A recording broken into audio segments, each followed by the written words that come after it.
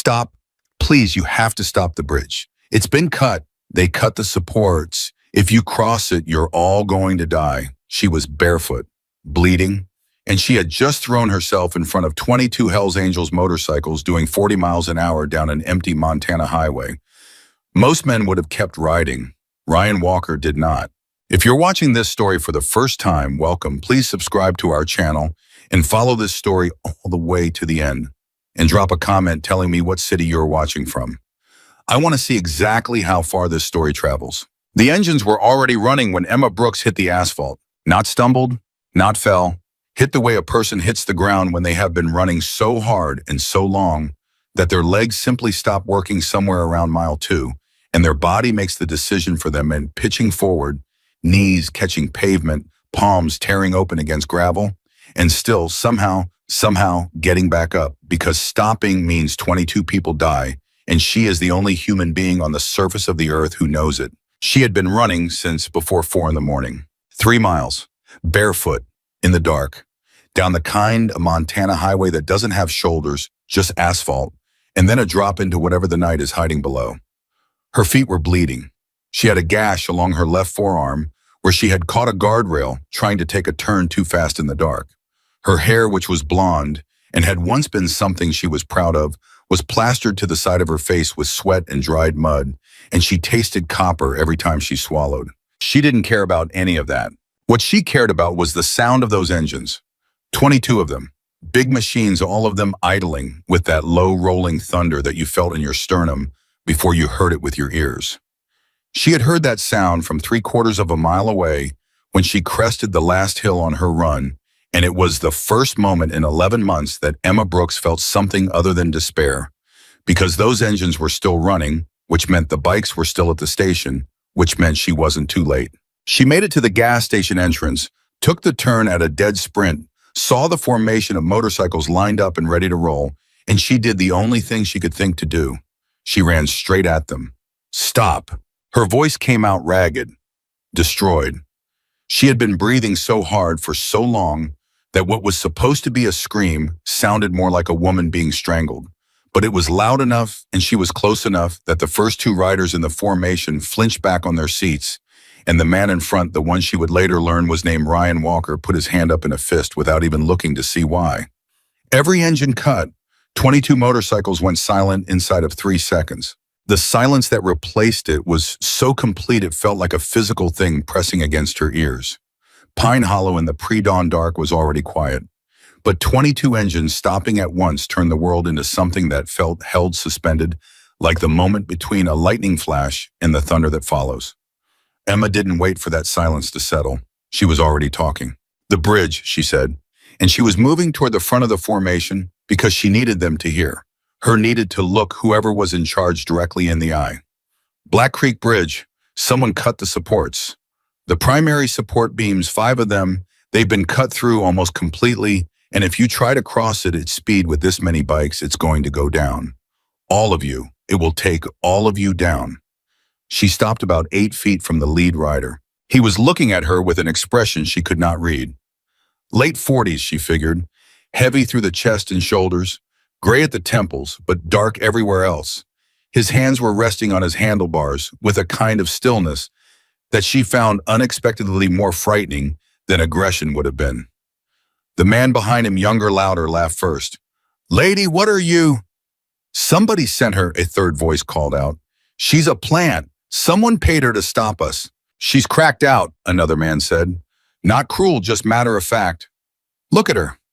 Emma heard all of it. She'd been hearing things like that for most of the last year, so the words didn't land anywhere new.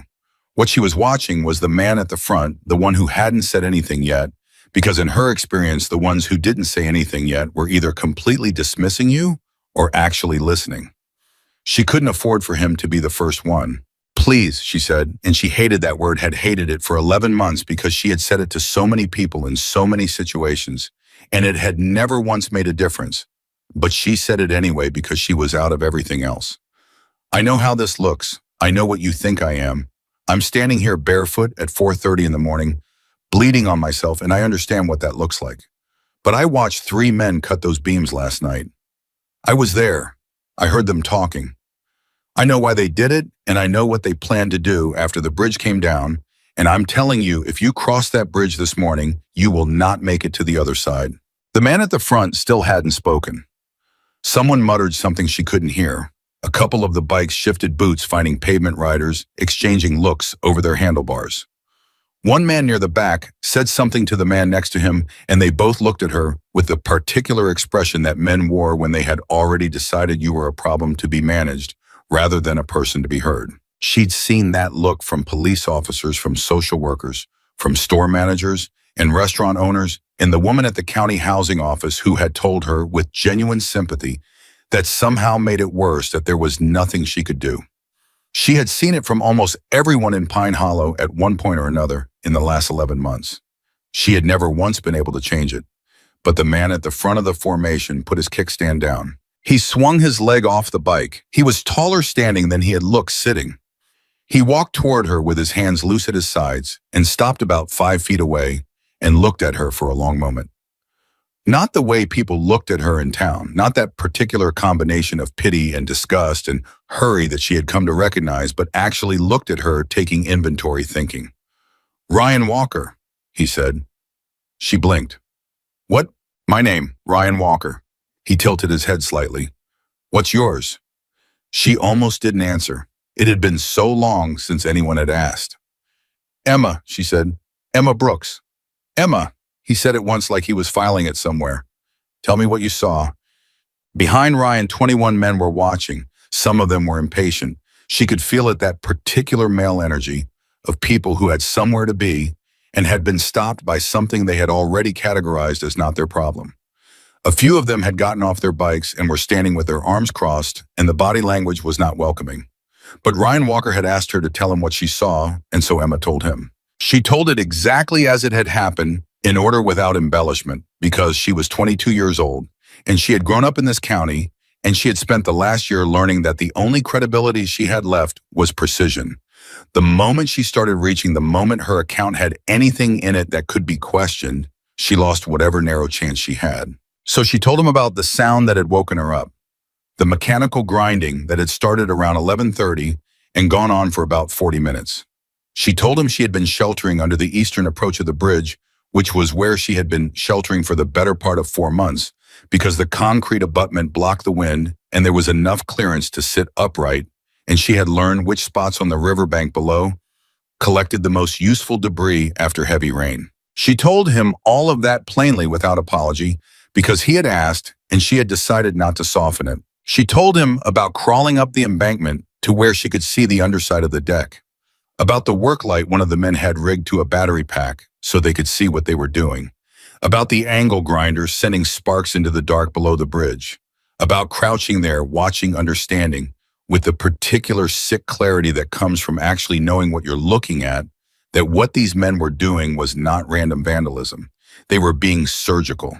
They were cutting specific members, primary tension elements in the truss system. The ones that have failed simultaneously would take the whole deck. "My grandmother was a bridge inspector," Emma said, and she watched Ryan Walker's expression shift slightly. "Retired. She worked for the state for 23 years. I grew up going to work sites with her on school breaks. She taught me how to read a structure, how to look at a bridge the way you look at a patient, what's load-bearing, what's redundant, what's cosmetic. The members they were cutting last night were not cosmetic." "How many?" Ryan asked. 5, maybe 5.5. They didn't finish the last one. They stopped when one of them said it was enough, that the weight of 20-plus bikes at highway speed would do the rest. She watched that land. Somewhere in the group behind Ryan, the quality of the silence changed. It had been dismissive silence before, the silence of people waiting for something to be over. Now it was different. She couldn't have said exactly how, but she had been paying very close attention to silences for the last year, because silences were where the truth lived, and this one had a different weight. A man pushed forward from the middle of the group, late 30s, built like someone who had done serious physical work for years, with the particular way of moving that she associated with people who had been in the military, economical, aware of space, no wasted motion. "Ethan Ross," he said. He didn't say it to her, he said it to Ryan, which meant it was an introduction of relevance rather than of courtesy. "I did 2 tours with the Army Corps, combat engineer, bridge, and route clearance." Ryan looked at him without expression. How far is the bridge? Ethan asked. This one was to Emma. About a mile and a half, maybe a little under. I want to see it before we decide anything. Ryan nodded once. Then he looked back at Emma. Can you walk? She looked down at her feet. The bleeding had mostly stopped, which was something. The right foot was worse than the left. She'd hit a piece of broken glass about a mile back, and she could feel it in the pad of her heel with every step, a deep, specific pain that told her something was still in there. Yes, she said. Ryan looked at her for another moment, then reached back without looking, and a jacket appeared in his hand, passed forward from someone behind him. He held it out to her. She stared at it. It's cold, he said, not unkindly. She took the jacket. The walk to Black Creek Bridge took 25 minutes because they went slowly, and because Ryan had two of his men flank Emma without being asked to close enough that she understood she was being protected without anyone saying so, which was a kindness, but unexpected. It took her a block and a half to recognize what it was. Ethan Ross walked ahead of the group. He had a flashlight and he used it efficiently, not the sweeping exploratory way of someone looking for something unfamiliar, but the targeted, methodical way of someone who already knew what he was looking for and was confirming its location. When they reached the bridge, he didn't go across it. He went under it. Emma watched him climb down the embankment with a confidence that told her he had done this kind of thing in the dark in much worse conditions than a Montana pre-dawn in late summer. He moved along the underside with his flashlight tracking the steel members, and she stood on the bank with Ryan and the rest of the group, and she watched Ethan Ross work, and she felt for the first time all night that she was not alone in this. It took him 11 minutes. He came back up the embankment, and he looked at Ryan, and his face was the careful blank of someone controlling a very large reaction. She's right, he said. The silence that followed was different from any of the previous silences. This one had a physical quality. She felt it in the group around her, felt 21 men recalibrate, simultaneously felt the shift as 22 people who had been somewhere on a spectrum between skeptical and openly dismissive suddenly arrived at the same place. 5 beams, Ethan said. Partial cuts, but they don't have to be complete.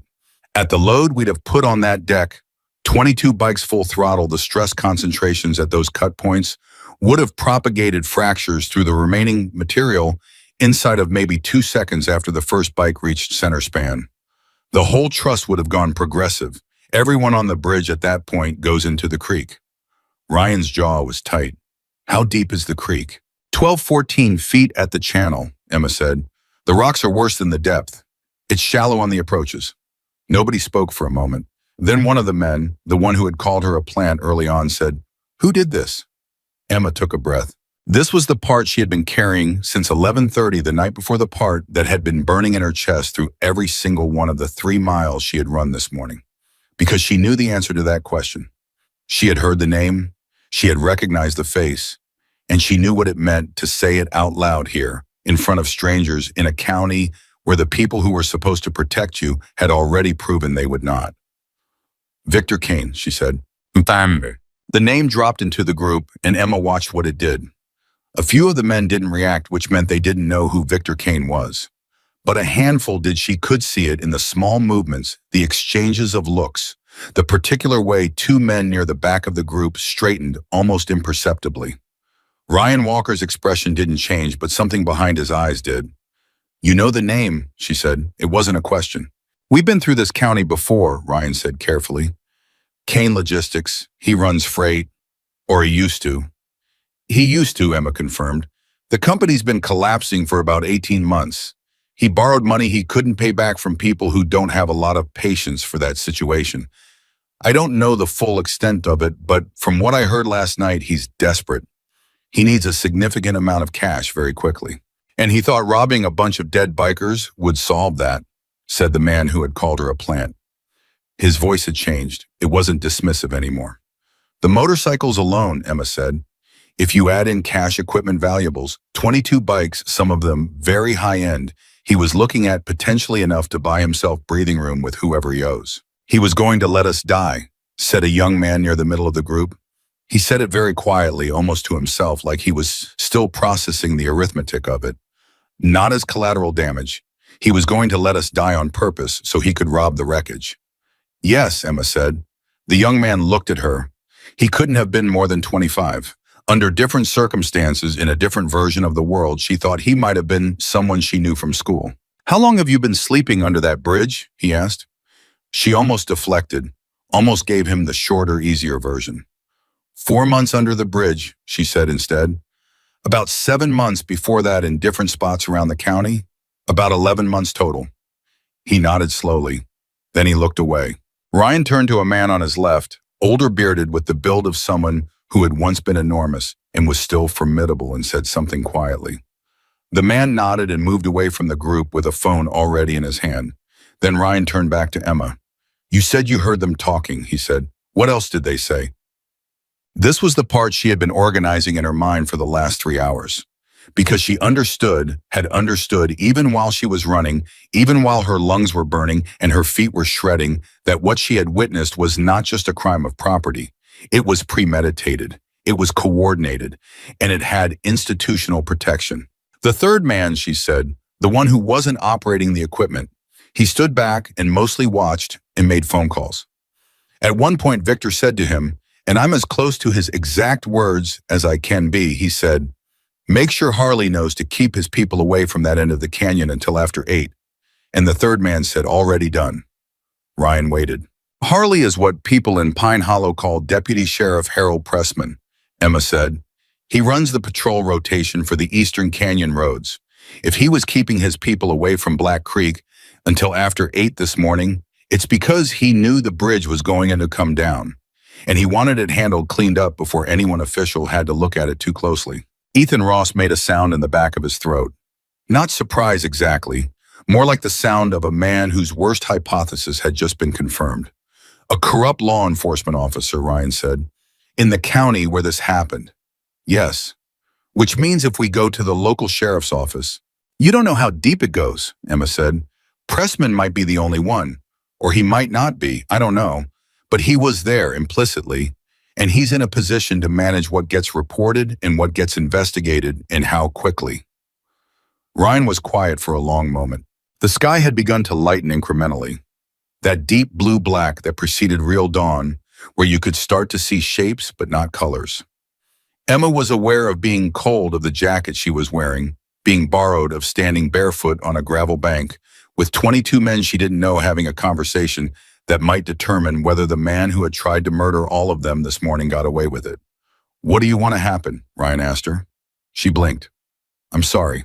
You ran 3 miles in the dark to stop us from crossing that bridge," he said. "You could have stopped there. You stopped us. We're alive. You could have walked away. But you didn't just tell us about the bridge. You told us about Kane, and you told us about Pressman, and you told us the whole thing. So I'm asking you what you want to happen." Nobody had asked her that in a very long time. What she wanted was not a complicated thing. It was actually a very simple thing disguised in complicated circumstances the way most true things were. "I want him to not be able to do this to anyone else," she said. "Whatever he planned for you, he'd try it again. Maybe not exactly this way, but he's not going to stop because he got lucky once. He's going to stop because someone makes him stop." Ryan Walker looked at her for a long moment. Then he turned to Ethan Ross. "Call it in," he said. "Federal, not local. Make sure whoever you talk to understands this is a coordinated attack on multiple individuals and that there is reason to believe local law enforcement and compromise." Ethan already had his phone out. Ryan turned back to Emma. "Are you hungry?" he asked. She stared at him. "The gas station back there has a diner attached," he said. "They open at 5. You've been running for what, 2 hours, 3? "About 2.5, she said. He nodded. "Come eat something. You can tell the rest of it while we wait." She almost said she wasn't hungry, which would have been a lie so enormous it would have been almost impressive. Instead, she said, "Okay." He turned back toward the station. 21 men began reorganizing around him with the easy practiced movement of people who had spent a long time moving together. Emma followed. The diner portion of the gas station was a counter with 8 stools and a woman named Darlene, who had been running the morning shift for 16 years and who, when 22 Hells Angels walked in at 5 in the morning, followed by a barefoot young woman wrapped in a leather jacket, simply said, "How many coffees?" without altering her expression in any way. "All of us," Ryan said, "and whatever she wants." Darlene looked at Emma. Emma said, "If you have eggs, I'll eat anything you make." Darlene turned around and started cooking without another word. They took up every inch of available space. Some of the men stood because there wasn't enough seating. Someone found a first aid kit under the counter, and Ryan set it on the stool next to Emma without comment, which was how she understood she was supposed to do something about her feet. She did. The glass in her right heel was a piece about the size of a fingernail, and getting it out required the kind of focused attention that crowded out everything else for about 90 seconds, which was almost a relief. While she worked on her feet, the questions continued. It was Ethan who asked most of them, which made sense. He was the one who had confirmed the structural damage, which meant he was the one trying to build the fullest possible picture before the federal contact picked up. "Walk me through the timeline," he said. "When did you first arrive under the bridge?" "Last winter," Emma said. "February. I had been staying in an abandoned property outside of town, but the owner came back and I had to leave." "When did you first notice anything unusual?" "Nothing structural until last night, but about 3 weeks ago I started noticing tire tracks on the access road under the bridge. The road goes down to the water and it's not maintained. There's no reason for vehicles to use it normally. I noticed fresh tire impressions twice. I figured it was kids or someone dumping. I didn't think anything of it." Ethan made a note on his phone. "Could you identify the vehicles?" "One of them was a truck. Heavy, probably 3/4 ton or larger. I could tell from the tread width and the depth of the impression. There was a second set of track that I think was a smaller vehicle, but I didn't get a good look at those." "And last night, what time exactly did they arrive?" "I heard the first vehicle around 11:15. The work started about 11:30. "How long did it last?" "They finished or stopped around 12:20, maybe 12:25. 3 men total, 3 that I saw. It's possible there was someone in one of the vehicles I didn't see." Darlene put a plate of eggs and toast and 2 strips of bacon in front of Emma and refilled her coffee without being asked. Emma said thank you and meant it with a specificity that didn't come through in the words, and Darlene, who had been watching this entire scene with the practiced observation of someone who had seen a great many things at a diner counter over 16 years, simply nodded and moved on. Emma ate. She was aware of the strangeness of the moment of eating eggs at a counter while being questioned by a combat engineer while 22 Hells Angels filled every available space around her, and somewhere out in the lightning dark, Victor Kane was presumably asleep in his house, confident that by 8 o'clock he would be very much wealthier. She thought about that, about him sleeping, about how certain he must have been. "How did they know your group would be crossing the bridge this morning?" she asked. Ethan looked at Ryan. Ryan said, "We made a fuel stop here 2 days ago, left a note at the front counter we were coming back through, asked if they could hold a few things for us. It would have been easy enough for someone to see that." "Victor has connections in town," Emma said. "He's been doing business in this county for 15 years. He would know people." "Someone told him we were coming," the young man from earlier said. He had gotten a stool at the end of the counter and was holding his coffee mug with both hands. "Someone specifically told him, and he had 3 weeks of tire tracks worth of planning ready to go." "Which means he wasn't just opportunistic," Emma said. "He already needed money badly enough to be thinking about this kind of solution. Your group came along and gave him a specific target."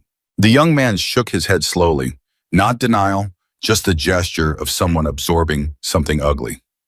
"What's your name?" Emma asked him. He looked up. "Danny." "How old are you?" 23. She nodded. He was younger than she'd thought. There was something about the way he'd reacted to quiet when the one who'd asked how long she'd been sleeping rough that made her think he understood something about vulnerable positions that the older men in the group might have theorized but hadn't lived. "Are you going to be okay?" she asked. He almost laughed, which she took as a good sign. "I wasn't the one who ran 3 miles barefoot." "No," she agreed, "but you're sitting there doing the math on how close this actually was, and that has its own kind of weight." He looked at her for a moment. "Yeah," he said, "it does." Ethan's federal contact picked up at 5:47. She knew because she was watching the clock above Darlene's counter, the kind of institutional clock with a red second hand, and she had been watching it the way she watched everything in unfamiliar situations, noting cataloging, keeping a record inside herself in case she needed it later. She couldn't hear the other end of the call. Ethan had stepped to the far end of the counter and was speaking quietly, but from his posture and the length of his answers, she understood that whoever he had reached was taking him seriously. He was on the call for 11 minutes. When he came back, he looked at Ryan and said, "They want to move quickly. They want to get to the bridge before any of the physical evidence is altered, and they want a witness statement." He looked at Emma when he said the last part. She had known this was coming. It didn't make her less nervous about it, but she had known. "Okay," she said, "they're going to ask you everything, everything you told us and more. They're going to ask about your circumstances. They're going to ask how you ended up under that bridge. They're going to ask questions that are going to feel like they're about you instead of about what you witnessed." "I know," she said. "Is there anything you need before they get here? Anyone you want to contact?" She thought about that for a moment. There was no one. That was not said for sympathy. It was simply the arithmetic of her current situation. Her grandmother had been her last person, and her grandmother had been gone for 11 months and 2 weeks, and the chain of events that followed that loss had consumed everything else with a thoroughness that still sometimes surprised her when she sat down and looked at it directly. "No," she said. "There's no one." Ethan nodded. He didn't flinch, didn't fill the space with condolences. She respected that. "Then we wait," he said. While they waited, Ryan Walker came and sat beside her. Not all the way beside, he left a stool between them, which she understood as a deliberate choice, giving her space without creating distance, and she found that she had a lot of respect for whoever had taught him that particular skill.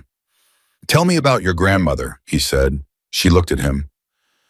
"You don't have to," he said, "but you mentioned her twice and both times it changed something in your face." So, she considered it. Then she said, "She was the most competent person I've ever known. Not in an intimidating way, just she walked through the world like she knew exactly where she was and what she was doing, and somehow that made everything around her feel more stable. She took me to work sites from the time I was 6. She taught me how to read blueprints when I was 8. She used to say," Emma stopped, cleared her throat. She used to say that the most important thing about a bridge wasn't the bridge, it was the gap it was built to cross.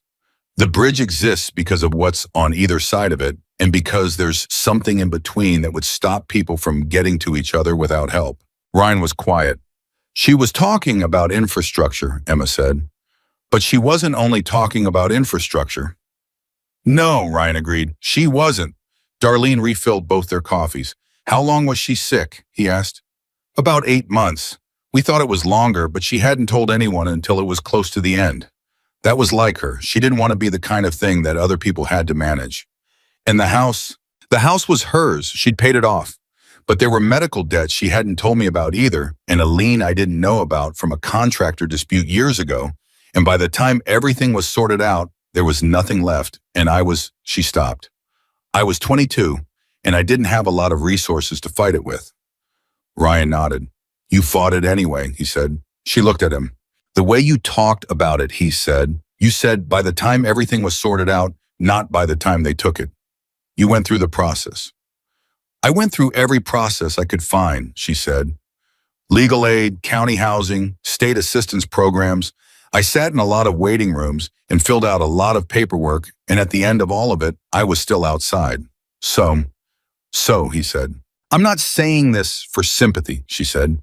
"I'm saying it because you asked, and I'd rather you have the accurate version than the version that makes things neater." "I know," he said. "I asked because I wanted the accurate version." She looked at him for a moment. Then she said, "What made you stop when I ran in front of your bikes? Most people don't stop." He thought about it for a real moment, the way someone thought about something they hadn't put into words before. "You weren't afraid of us," he said finally. "People who are scared of us do one of two things. They either move away fast or they try to look like they're not scared, which is its own kind of tell. You weren't doing either. You were terrified, but it wasn't for yourself. And that," he paused, "that's unusual. That's worth slowing down for." Emma nodded slowly. Outside, the sky was fully light now. The pre-dawn blue had given way to the pale gold of early morning in Montana, the kind of light that made everything look like it was made of something valuable. Somewhere on the other side of that light, federal agents were driving toward Black Creek Bridge. Somewhere in this town, Victor Kane was still asleep. And Emma Brooks was sitting in a diner with a borrowed jacket and a cup of coffee, and for the first time in 11 months, she was not alone with the weight of what she knew. The federal agents arrived at 6:41. Two vehicles, unmarked, which in a county this small meant everyone who saw them would know exactly what they were within about 45 minutes. Emma watched them pull up from the diner window and felt the particular clench in her stomach that she associated with official vehicles, the automatic involuntary bracing that 11 months of being on the wrong side of institutional power had built into her nervous system. Ryan noticed.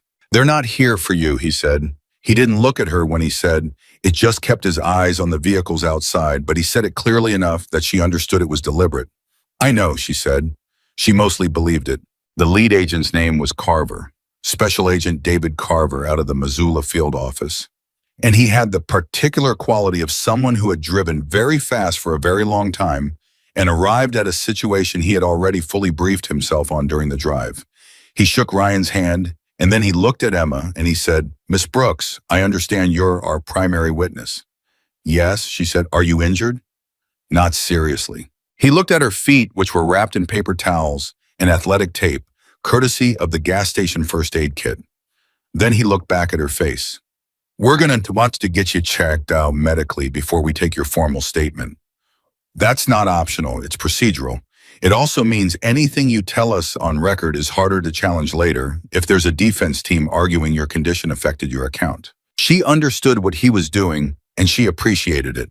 He was building her credibility before anyone had a chance to attack it. "Okay," she said. "Before we get to that, can you walk me through what you witnessed verbally quickly? I'll stop you if I need clarification." She did. She had told it 3 times now, and each telling was slightly more efficient than the last, the way any account became more precise with repetition, shedding the hesitations in the qualifications as the teller learned which details the listener needed most. Carver stopped her twice. Once to ask about the positioning of the work light, specifically whether it was rigged in a way that would have prevented the workers from being seen from the road above, and once to ask about the third man, the one who made phone calls, whether she had heard any part of those conversations other than the reference to Harley. "One other thing," she said. When they were finishing up, Victor said, "And I want to be careful about this because I don't want to overstate what I heard." He said something like, "By 10 it'll be cleaned up and we're done."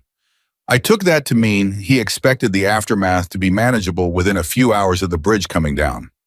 Carver wrote something down. "That timeline," he said, "is consistent with someone who knew the patrol rotation. If Deputy Pressman had his people away from that stretch until after 8, an emergency response in this county averages roughly 45 minutes to an hour for a remote canyon incident. Victor Kane was looking at a window of about 90 minutes between the bridge coming down and the first official presence on scene." 90 minutes, Ethan said from behind her. He said it with a flatness that communicated exactly what he thought about a man who had done that math. "More than enough time," Carver said. He closed his notepad. "We're going to the bridge now. Ms. Brooks, I'd like you to stay here with Agent Delgado." He indicated the second agent, a woman in her 30s, who had been standing slightly back and who now stepped forward. "She's going to take your preliminary statement and get you some medical attention. We'll need you available for follow-up." Emma nodded. Ryan caught her eye as the group began to move. "You did the right thing," he said. She wanted to say something back, something that carried the full weight of what the last 7 hours had been: the running and the fear and the terrible uncertainty of not knowing if anyone would believe her, and then the specific and overwhelming experience of being believed. She wanted to put all of that into something she could say out loud. What she said was, "Be careful." He almost smiled. Always. He walked out with Carver and Ethan, and 15 of the riders, and the diner settled into a different kind of quiet. Agent Delgado's first name was Renata, and she was from Billings originally, and she had a way of asking questions that made them feel less like interrogation and more like conversation, which Emma suspected was a professional skill rather than an accident, but which she appreciated regardless. They sat at the counter. Darlene brought more coffee without being asked. Outside, the morning was fully established, proper daylight, now the kind that revealed things. "Let's start before last night," Renata said. "Tell me how you came to be in Pine Hollow." Emma had told versions of this story before to social workers and housing officials and a legal aid attorney who had been genuinely kind but ultimately unable to change anything. She had learned to tell it efficiently, stripping it down to the structural facts because the full version, the one that included what it actually felt like, was too heavy to carry into every conversation that required it. She started with Margaret. Her grandmother had come to Pine Hollow in 1987 when she took a position as a county bridge inspector and decided to stay. She had been in her early 30s, recently divorced, with a practicality about her circumstances that Emma had always associated with the generation that had grown up being told not to dramatize anything. She bought a small house on the east side of town, fixed it up over a decade with her own hands in moderate competence, and lived in it for the rest of her life. Emma had come to live with her at 14 after her mother's situation became untenable, in ways that Emma summarized for Renata as a single sentence and did not elaborate on. Margaret had taken her in without hesitation and without theater, simply adding a second plate to the table and a second name to the insurance, and going on with the business of living. She sounds like she was remarkable, Renata said. She was ordinary in all the ways that matter, Emma said, which was the truest thing she knew how to say about her grandmother. She got up every morning and did what needed doing, and she didn't expect applause for it. But she noticed things, small things. The way a joint was wearing, the way a structure was settling. She said you could see everything you needed to know about something if you just looked at it long enough without deciding in advance what you were going to find. She taught you that. She taught me that. She had also taught Emma to read blueprints, to identify structural systems by function rather than appearance, to understand the difference between redundant load paths and primary members, to look at a bridge the way you looked at a patient, systemic, not cosmetic. These were not lessons with a formal structure. They were the accumulation of years of being brought along, of being shown things, and asked what she noticed, of having her attention trained by someone who understood attention as a skill rather than a personality trait. By the time Emma was 18, she could walk across a bridge and read its age, its maintenance history, and its approximate remaining service life from the visible evidence alone. Margaret thought this was practical. Emma had always suspected it was also her grandmother's way of leaving something behind. When did she get sick? Renata asked. The diagnosis came about 20 months ago, Emma said, but she'd known something was wrong for longer. She told me later she'd had symptoms for almost a year before she told anyone, because she wanted to finish a particular project first. What project? Emma almost smiled. There was a footbridge in the county park that she thought was going to fail within 3 years if it didn't get attention. She wrote a 40-page report about it on her own time and submitted it to the county parks department. They told her it was fine. She told them it wasn't. She submitted the report 3 more times over 6 months. What happened to the bridge? They replaced it 8 months ago, Emma said. After she was gone, the contractor who did the work wrote a letter to the county saying the assessment in the original report was accurate and the bridge would have failed within the estimated time frame. She paused. I still have the letter. Renata was quiet for a moment. I'm sorry, she said. Thank you, Emma said, which was what you said. Then she kept going. The 8 months of Margaret's illness had been a process of compression, of a life that had taken decades to build, being organized, sorted, and prepared for the absence of its primary resident. Margaret had done most of this herself because she was who she was. She had made arrangements, signed documents, spoken to an attorney about the estate. What she had not known about, because it predated Emma's arrival by years and had been buried in records Margaret hadn't thought to revisit, was the contractor's lien. A dispute from 2009 over a renovation project that had never been formally resolved. The lien had been filed, had sat dormant, had never been discharged. When she died, Emma said the estate went through probate. The medical debts came out first. Then the lien was discovered. It was for a significant amount, with interest over the years. It had compounded to a number that exceeded what was left in the estate after the medical debts. So the house had to be sold to satisfy the lien, Emma said. I contested it. The legal aid office helped me file a challenge. We argued the lien was invalid because the underlying dispute had been resolved informally, and the discharge had just never been filed. The court disagreed, or more precisely, the court said, the evidence we had of informal resolution wasn't sufficient to override the filed lien without stronger documentation. And the documentation didn't exist. The contractor who filed it died in 2017, Emma said. His business records were gone. The person Margaret had dealt with directly was gone. We had a check she'd written in 2009 that might have been final payment or might have been partial payment And that wasn't enough. Renata nodded. She was writing, but not the mechanical writing of someone filling in a form, the considered writing of someone creating a record. I had 4 months after the ruling before I had to leave the house, Emma said. I spent most of that time trying to find something stable. I applied for every assistance program I qualified for. There were waiting lists. I stayed with a woman from Margaret's church for about 6 weeks until her daughter needed the room. I stayed in my car for about 3 months. I had an old car. It ran until the registration lapsed and I couldn't afford to renew it, and someone reported it as abandoned and it was towed. She said all of this the way she had learned to say it, as a sequence of facts, cause, and effect.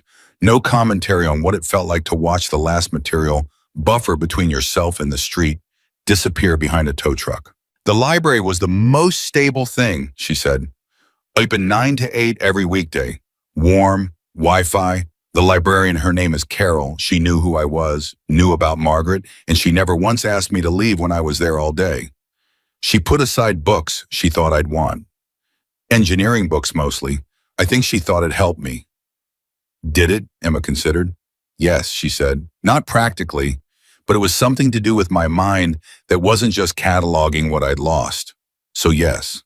She told Renata about the bridge, about finding it in February, about the qualities that made it useful. The overhang, the wind shelter, the access to running water in the creek below. About learning over weeks which spots on the surrounding ground were safest and which were not. About the rhythm of survival that developed over months. The particular routines and resourcefulness that people on the outside of those circumstances found either pitiable or admirable, and which were, in her experience, simply what you did when you had no other option. She told her about Frank. Frank DeLuca was 71 years old and had been running the same small auto repair shop on the edge of Pine Hollow for 39 years.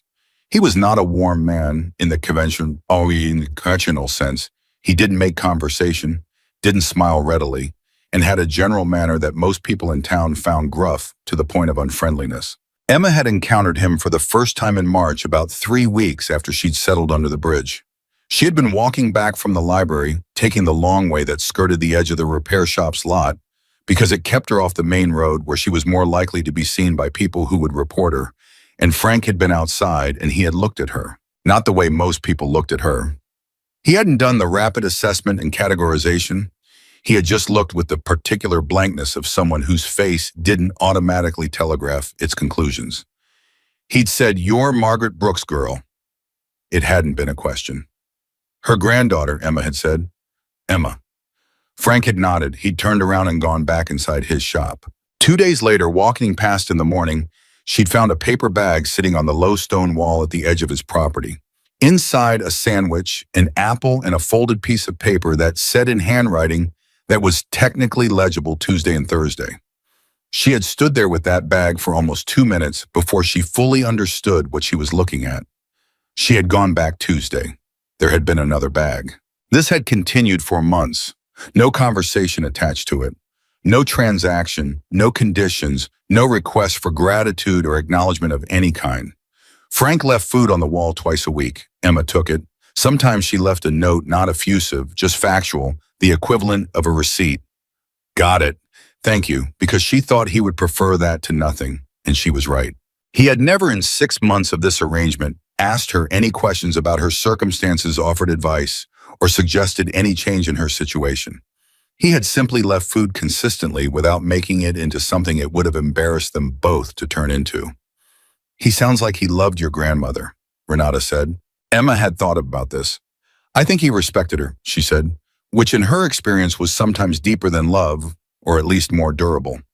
She probably brought her car to his shop for years, and he knew her work. Everyone in this county who paid attention knew her work. I think leaving food for me was his way of doing something that he couldn't quite say out loud. Did he know what your situation was where you were sleeping? I think he figured it out, Emma said. He never asked. One Tuesday in April, there was a tarp folded under the bag. A good 1 heavy gauge, no note. She told Renata about the books, about the particular rhythm of her day's library in the morning, walking in the afternoon, the bridge at night. About the way she had structured her time to give it shape, because she had learned quickly that shapelessness was the most corrosive thing, more corrosive than cold or hunger.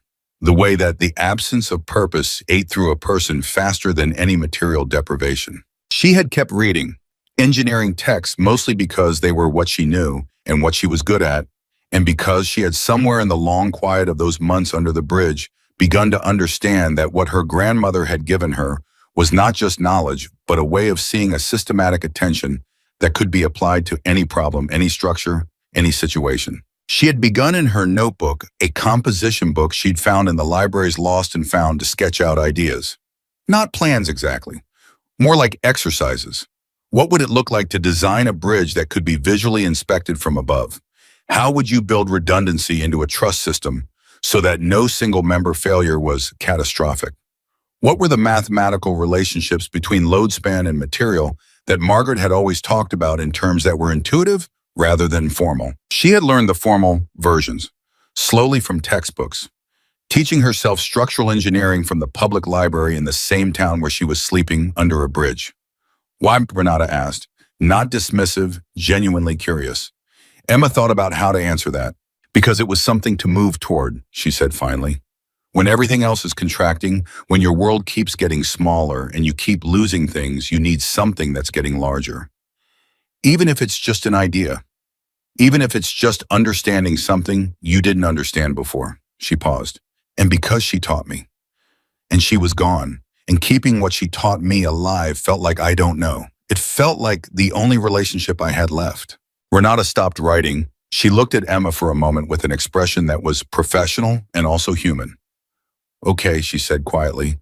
Then she picked up her pen again. The call came from Ryan at 8:14, Renata's phone. She put it on the counter between them so Emma could hear both sides, which told Emma something about how Renata had assessed her in the last hour and a half. The federal team has finished the preliminary inspection, Ryan said. His voice was level, the voice of someone organizing information for transmission rather than processing it in real time. Ethan's assessment was confirmed. 5 cut members exactly as Emma described. The cut patterns are consistent with angle grinder use. The work is recent within the last 24 hours. There are tool marks on the access road consistent with heavy vehicle use. This is enough for a warrant. Is Carver moving on Kane? Renata asked. Within the hour, there's something else. A pause. We found something under the bridge, in the debris on the eastern bank, the area where Emma was sheltering. There's a notebook. Emma went very still. Blue composition book, Ryan continued. Some kind of technical drawings, engineering calculations. Renata looked at Emma. Emma's voice came out flat with the effort of keeping it steady. That's mine. We know, Ryan said. Carver wants to know if you're okay with us logging it as evidence. It was found at the scene, and it potentially corroborates your presence at that location over an extended period. But it's your property, and he wants consent. She thought about the notebook, about what was in it, the sketches, the calculations, the months of careful thought that she'd put there because there was nowhere else to put it. She thought about a defense attorney someday arguing that a homeless woman who claimed to have witnessed a crime had simply made it all up. She thought about Margaret, who had submitted the same report 4 times because she believed the truth was worth repeating. Yes, she said, they can use it. Another pause on Ryan's line. When he spoke again, something had shifted slightly in his voice. Emma, I want you to know something. Before we go execute this warrant, before this turns into federal procedure and legal process and all the things that are going to happen next, I want you to know that every single man in my group is aware of what you did this morning. And I want you to know that it matters. You understand me? She looked at the phone on the counter. She looked at Darlene, who was pretending to wipe down the far end of the counter. She looked at Renata Delgado, who was watching her with an expression that had gone beyond professional. I understand, Emma said. Good, Ryan said. Now stay put and let us handle the next part. The line went quiet. The next part took 4 hours. Emma learned most of it in pieces through Renata's intermittent phone updates, through the occasional return of one of the riders to the diner, through the particular way information moved through a group of people who were paying close attention. Federal agents had gone to Kane Logistics at 8:47. They had found Victor Kane in his office, which Carver later described with neutral precision as the behavior of someone who expected his morning to go a certain way and had organized his day accordingly. He had been reviewing documents. Financial documents, the specific kind that people review when they are anticipating income. He had looked up when the federal agents walked in, And according to the agent who relayed the account to Renata, his face had done something specific. Not the shock of a guilty man caught, but the confusion of a man whose plan had worked perfectly in his head so many times that the experience of it failing in reality was taking a moment to process. He asked them what they were there for. Renata told Emma, relaying the account. Hence told him they had a warrant related to an incident at Black Creek Bridge. And he said, this is verbatim from the agent on scene. He said, what incident? I haven't heard about any incident at Black Creek. Emma absorbed that. He didn't know we were alive. He didn't know any of you were alive. He was sitting there waiting for a call that was going to tell him 22 motorcycles had gone into the creek and the road was clear. He had no idea. Emma tried to imagine it from his side, what that moment must have felt like, the specific vertigo of a plan that had felt airtight suddenly revealing its catastrophic flaw. Not the bridge. The flaw was her, a girl sleeping under a bridge who knew how to read a structure and who could run 3 miles. She didn't feel satisfaction about it. She had expected to. Instead, she felt something closer to exhaustion. The long, pulling exhaustion of something that had required everything finally being over. What about Pressman? She asked. Renata's expression shifted slightly. He came to the site. About 20 minutes after the federal team arrived, a county sheriff's vehicle pulled up. Pressman got out presumably to manage the situation locally. Except by that point, the federal team had already identified him by name as a person of interest based on your statement. He walked right into it.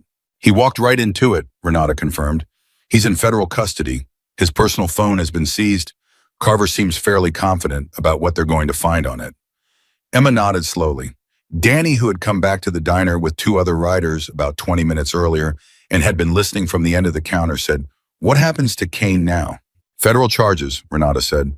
Criminal conspiracy, attempted murder, potentially multiple counts given the number of intended victims. Destruction of public infrastructure. Possibly racketeering if the financial connections to organized lending are as clear as the preliminary evidence suggests. He'll be looking at serious time. And Pressman. Conspiracy, obstruction, aiding and abetting. He won't be a deputy anymore. Danny nodded. He looked at Emma. Because you ran. Because I ran, she said. He was quiet for a moment. Then he said, can I ask you something? Sure. Last night, when you were hiding under the bridge and you saw what they were doing, what was the first thing you thought? She considered the question, because it was a real question, not rhetorical, and it deserved a real answer. I thought I was going to be sick, she said. Literally, the first thing my body did was try to be sick. And then I thought about my grandmother, because she was the only person I knew who would have understood immediately what I was seeing and what it meant. And then I thought about the sound 22 motorcycles make. And I thought, there is no one on earth who is going to tell those people. If I don't get there, no one gets there. Danny looked at his coffee cup. She would have been proud of you, he said. Your grandmother. Emma had been holding herself together for most of the last 11 months with the specific discipline of someone who has learned that falling apart in public costs more than it gives back. She had gotten very good at it. She could receive difficult things and sit with them and keep her face steady and keep her voice level and keep moving. She wasn't entirely steady right now. I know, she said, and she did know. That was the thing about Margaret Brooks. She hadn't needed to be there to be present. She had put enough of herself into Emma over enough years that Emma carried her everywhere, in the way she looked at structures, in the way she organized her thinking, in the way she got up after falling and kept going, because stopping was a choice, and she had decided not to make it. She was in the notebook they'd found on the eastern bank of Black Creek. She was in the engineering logic Emma had applied to a bridge in the dark. She was in the decision to run. Renata put a hand briefly on Emma's arm, then she moved it. She knew when to give something and when to pull back, which was a skill Emma respected deeply. The formal statement can wait until you've had some rest, Renata said. We have enough from the scene and from Kane's own behavior to proceed. Your statement will come, but it doesn't have to be today. Emma looked at her. Where am I supposed to rest? It was not an accusation. It was a genuine and practical question, and it landed in the diner with the weight of everything it implied. 11 months of genuine and practical questions that had no good answer sitting right there at the counter next to everything that had just changed this morning. Renata looked at her steadily. We'll figure that out, she said. Ryan came back at noon. He walked in with Ethan and the older bearded man who Emma had learned was called Graves. She didn't know if that was a first name or a last name or a nickname, and she had the sense that asking would not produce a useful answer. The three of them came in, and Ryan sat across from Emma at the counter, and he put both hands flat on the formica, and he looked at her with the same direct, unhurried attention he had been giving her since 4:30 in the morning. Kane is in custody, he said. Pressman is in custody. Carver has enough for a federal indictment. The bridge is going to be formally closed until a full structural inspection can be done, which is going to be complicated because the county bridge inspector retired and they don't currently have a replacement. Emma heard that last part, filed it. There are going to be some decisions to make, Ryan continued, about the next few days, about where things go from here. I don't want to make those decisions for you, but I want to be in the conversation. She looked at him. Why? He didn't answer immediately. She had come to understand in the last several hours that Ryan Walker's pauses were not uncertainty, they were precision, the habit of someone who had learned that the right words mattered more than fast words. Because you saved 22 lives this morning, he said, and because the people in that column have been having a conversation while we were out there, and the consensus is that we're not done here. Not done, she repeated. Not done, he said. Graves at the end of the counter said nothing, but something in his posture confirmed it. Emma looked at Ryan for a long moment. Outside, the Montana morning was moving toward afternoon. The gas station was doing its normal business, cars pulling in and out, people filling tanks and buying coffee, and moving through their ordinary days with no awareness of what had happened on the highway 3 miles back, and what had almost happened on the bridge a mile and a half past that. Inside the diner, Darlene was refilling the coffee maker. Okay, Emma said. Ryan nodded. Now he said, I need you to eat something more substantial than eggs because you've been awake for 30 hours and we have a lot to figure out. Emma looked at the menu board above Darlene's counter. She ordered soup, and for the first time in 11 months, she sat at a table with people who intended to stay. The soup was tomato. Darlene heated it from a can without apology and set it down with crackers and a second cup of coffee, and Emma ate all of it without tasting much of anything, because her body had moved past the stage of caring about flavor and into the stage of simply requiring fuel. Ryan sat across from her and drank his coffee and didn't fill the silence with anything which she had come to understand was one of his primary qualities. He was a man who did not feel the need to manage quiet. In her experience, this was rarer than it should have been. Graves had taken a stool at the end of the counter and was reading something on his phone. Ethan had stepped outside to take another call. The rest of the riders were distributed between the parking lot and the 2 tables at the back of the diner, and the quality of their presence had changed since the morning.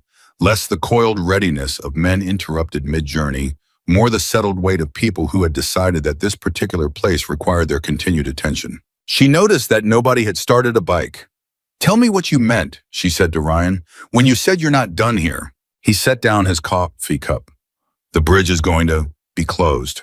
Formally, probably for weeks, the county has to commission a full structural inspection before it can be cleared for traffic. But the county doesn't currently have a bridge inspector on staff, which means they're going to have to hire outside, which means it's going to take longer than it should, which means every person in this part of Montana who uses that bridge to get to work or school or a doctor's appointment is going to be driving 47 miles out of their way every single day until someone fixes it. Emma knew the detour. She had walked it once in winter when she needed to reach the county services office on the other side of the canyon. It had taken her most of the day. And you want to fix it, she said. We want to help fix it, Ryan said. There's a difference. We're not structural engineers. But we have 12 veterans in this group, 4 of whom did construction or infrastructure work in the service. We have relationships with suppliers. We know people. He paused. And we have time. You were supposed to be somewhere. We were supposed to be passing through, he said. Passing through is optional. This isn't. She looked at it for a moment. 22 men canceling a cross-country ride to help rebuild a bridge in a town that doesn't know who you are.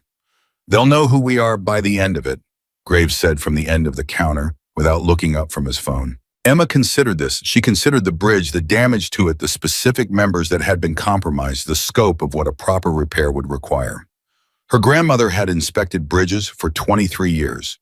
Emma had grown up beside that work had absorbed. It had spent the last 8 months deepening what she'd absorbed with the engineering texts from Carol's library. She was not a licensed engineer, but she knew what the bridge needed, and she knew how to read the people across from her well enough to understand that they were serious. You'll need a structural assessment before anything else, she said. A real one. Ethan can tell you what he saw, but that's a preliminary inspection. You need load calculations, material testing, a proper survey of the full span before you touch anything. Ryan nodded. Carver's team is going to require that before they clear the scene anyway. We're not moving until we have it. Then you need to find an engineer willing to come out here on short notice. We're working on that. And materials. The primary members that were cut. Emma. Ryan said her name quietly. Not cutting her off, just reorienting her. We know what we need to do. I'm telling you what we're planning, not asking you to plan it for us. She stopped. Okay, she said. What I am asking, he said, is whether you want to be part of it. She looked at him. You know this bridge better than anyone, he said. You know this town. You know what it needs, and you know what it's missing, and you know things about the infrastructure in this county that the county itself has probably forgotten. And he paused, and something shifted slightly in his expression. You have a notebook full of engineering work that you did by yourself over 8 months that impressed a federal agent enough that he called Carver specifically about it. I want you on this. She had not known that. About Carver being called, she felt something move through her that was not quite pride and not quite grief, but occupied the space between them. I haven't slept in 30 hours, she said. I know. I'm going to need to sleep before I'm useful to anyone. I know that too. He looked past her at Renata Delgado, who had been sitting at the far end of the counter finishing her paperwork. Agent Delgado has arranged accommodation. One of the church members in town offered a room. Clean private, no conditions attached. Emma absorbed this. How did that happen? Renata looked up from her paperwork. Word travels fast in small towns, especially when the word is that a young woman who has been living rough for 11 months just prevented a mass murder. Emma stared at her. People are complicated, Renata said not unkindly. Sometimes they need a concrete reason to see something they've been choosing not to see. She slept for 9 hours. The room was in the home of a woman named Eleanor Marsh, who was 73, and had been a member of the same church as Margaret Brooks for 20 years, and who, when Emma arrived at her door at 2 in the afternoon, said only, "Your grandmother talked about you all the time," and showed her to a room with clean sheets and a window that let in afternoon light and a bathroom with hot water, and left her alone. Emma stood in that bathroom with the hot water running for 6 minutes before she got in. She did not think about anything while she showered. She had learned this discipline over the winter, the ability to locate a complete absence of thought when the alternative was a specific kind of drowning. She just stood there and let the water run and was aware of warmth and of the particular physical relief of being clean in a way that 11 months of creek water and library sink had not quite managed. She slept the moment she was horizontal. When she woke, it was past 11 at night, and the house was quiet, and there was a plate of food with a handwritten note on the nightstand. Eleanor's handwriting, old-fashioned and deliberate. Eat when you're ready. No rush. There's more in the kitchen. Emma sat up and ate and looked at the dark window and thought about what came next. Not abstractly, concretely. The way Margaret had taught her, start with what you know for certain, work outward from there, don't speculate past the edge of your evidence. What she knew, Victor Kane was in federal custody, Harold Pressman was in federal custody, Black Creek Bridge was closed, Carver had her statement and her notebook and the physical evidence from the scene. The Hells Angels had not left Pine Hollow. What she did not know how the town would respond when everything settled. What federal process looked like from the inside of it as a witness. What happened to the bridge? What happened to her? That last question was the one she was least equipped to answer, and she had learned over the last year not to reach past the horizon of what she could actually control because the distance between here and there was where the despair lived. She turned on the lamp on the nightstand and found her notebook on the chair across the room. Renata must have arranged its return, and she opened it to a blank page and she started writing. Not calculations this time, just notes. What she remembered about Black Creek Bridge from the outside in the approach grades, the span, the trough configuration, the approximate age of the structure. What she had observed over 4 months of living beneath it. What she knew from the engineering text. What Ethan's inspection had confirmed. She was still riding at 1 in the morning when she heard a truck pull up outside. Ryan was sitting on Eleanor's front steps when Emma came downstairs. She had heard the truck had gone to the window, had seen the vehicle, and recognized the man who climbed out of it by the particular way he moved. She had come down because she understood, without being told, that he was there because something had happened. "How'd you know I was awake?" she asked. He looked up at her. "Light under the door. Eleanor told me you sometimes got up in the night." "You talked to Eleanor.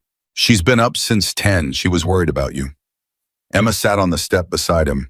The Montana night was clear and cold and enormous in the way that Montana nights were, and she had spent enough of them outside to have a complicated relationship with that particular kind of enormous. "What happened?" she said. He was quiet for a moment. "We had a conversation today with some people in town. While you were sleeping. People who'd heard what happened, and at this point everyone has heard because it's Pine Hollow and it's been 12 hours. He paused. It was a difficult conversation. "Difficult how?" "There are people in this town who feel guilty," he said. "Not hypothetically guilty, actually guilty. They know her, they know you. Several of them reported you to the police over the last 11 months. Several of them have been treating you the way this town has been treating you, and now they're looking at what the person they were treating that way just did, and they're having to sit with what that means." Emma was quiet. "The grocery owner, man named Tolliver, he came to where we were set up this afternoon and he stood there for about 2 minutes, not saying anything, and then he said, 'I called the police on her in March. She was looking at the produce.' He said it like a confession. She remembered March. She remembered standing outside the grocery store, looking at the fruit display through the window because she was trying to figure out which days they put out the discarded produce in the back, and a police officer had come and told her to move along, and she had moved along. 'What did you say to him?' she asked. "I told him that the thing about guilt is that it's only useful if you do something with it," Ryan said. "That sitting in it doesn't help anyone. That if he wanted to feel better, the way to feel better was to be different going forward." "Did that land?" "He came back this morning with 30 pounds of food for the work crew," Ryan said. "So I think it landed." Something moved through Emma that was not quite the relief it should have been. Because she had known Tolliver, had gone into his store many times over many years with Margaret had known him as the man who always overcharged slightly for the good cheese and kept the best tomatoes in the back. And the distance between who he had been in her memory and who he had been to her for the last 11 months was not something that 30 pounds of food could fully close. But it was something. "The librarian," Ryan continued. "Carol, she was at the church when Renata made some calls this morning. She cried for about 15 minutes, which is not nothing for a woman who seems like she keeps things very contained." Emma closed her eyes briefly. She and Carol had an unspoken agreement. Carol had never directly offered Emma anything, had never said, "Here is a warm place to sit here, or our resources. Here is acknowledgement of your situation." But she had also never asked her to leave. She had put books aside. She had extended borrowing periods without comment. She had maintained the fiction carefully that Emma was simply a very dedicated patron. It was the most tactful kindness Emma had received from anyone in Pine Hollow in 11 months. "She's putting together a collection," Ryan said. "Books, engineering texts mostly. She called some contacts at the university in Missoula." Emma opened her eyes. "For what?" Ryan looked at her steadily. "We'll come to that." Disha. The next morning came with the weight of a town trying to reorganize itself around a new understanding of what it had done. Emma felt it when she walked to where the riders had set up a loose camp in the lot behind the gas station. Not a physical weight, but the social equivalent. The slight overcorrection in how people moved around her. The quality of attention that comes from guilt, trying to disguise itself as warmth. She was familiar with this phenomenon from the other direction, had watched it operate on other people, in other contexts, and she was patient with it because she understood that guilt in motion was at least guilt doing something. Ryan had spent the morning on calls. He was coordinating, she understood, with people and organizations. She didn't have the full map of pulling the threads of whatever network 22 years of leading this particular group had given him access to. Ethan found her around 9. He had a folder, an actual physical folder, printed pages, and he spread it on the hood of a truck and showed her the preliminary structural analysis he'd been working on since the federal team completed their sweep the previous afternoon. "I want your eyes on this," he said, "not as an engineer, as someone who has been looking at this bridge for 4 months. She looked at it. The analysis was thorough, more thorough than she'd expected from an overnight piece of work. But then Ethan had apparently spent significant portions of the night on it, working with two other veterans in the group who had relevant backgrounds. And the result was a document that identified not just the damage from Kane's intervention, but a broader picture of the bridge's condition. It's older than the county thinks, Emma said, running her finger along a section of the analysis. 1961, Ethan confirmed. Original construction. There have been overlays and repairs, but the primary truss structure is 60-some years old.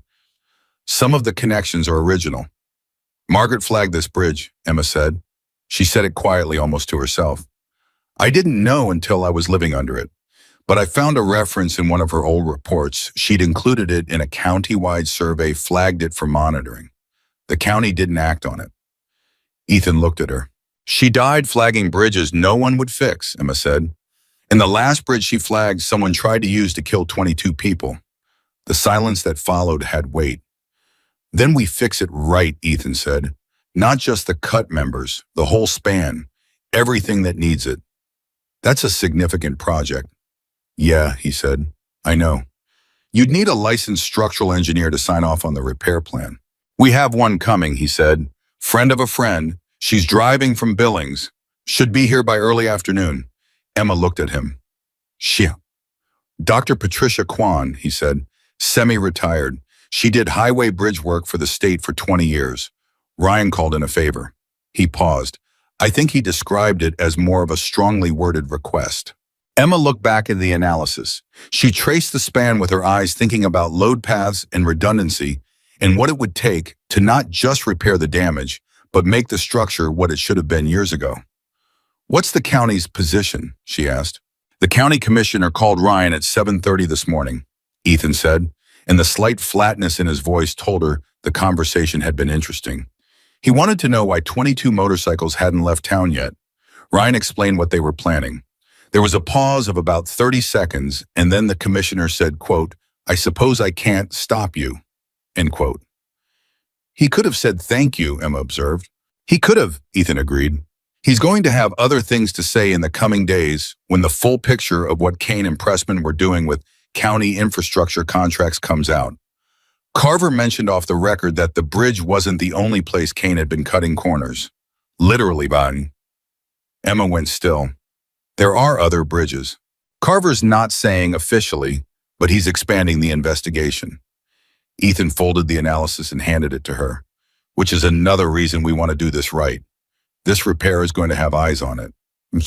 Dr. Patricia Kwan arrived at 1:40 in the afternoon in a truck that had clearly logged a significant number of highway miles in a manner that suggested she had not driven all the way from Billings to be treated like a guest. She was 63, compact with short silver hair and reading glasses on a chain, and the particular directness of someone who had spent decades being the only woman in rooms full of engineers and had decided early on that efficiency was more useful than charm. She shook Ryan's hand. She shook Ethan's hand. She looked at Emma and said, You're the one who read the bridge. My grandmother taught me, Emma said. I know Margaret Brooks' work, Patricia said. I cited her countywide survey in a paper in 2014. What she documented about deferred maintenance in rural Montana infrastructure was correct then, and it's more correct now. She looked at Emma steadily. She taught you well. Emma said nothing, just nodded.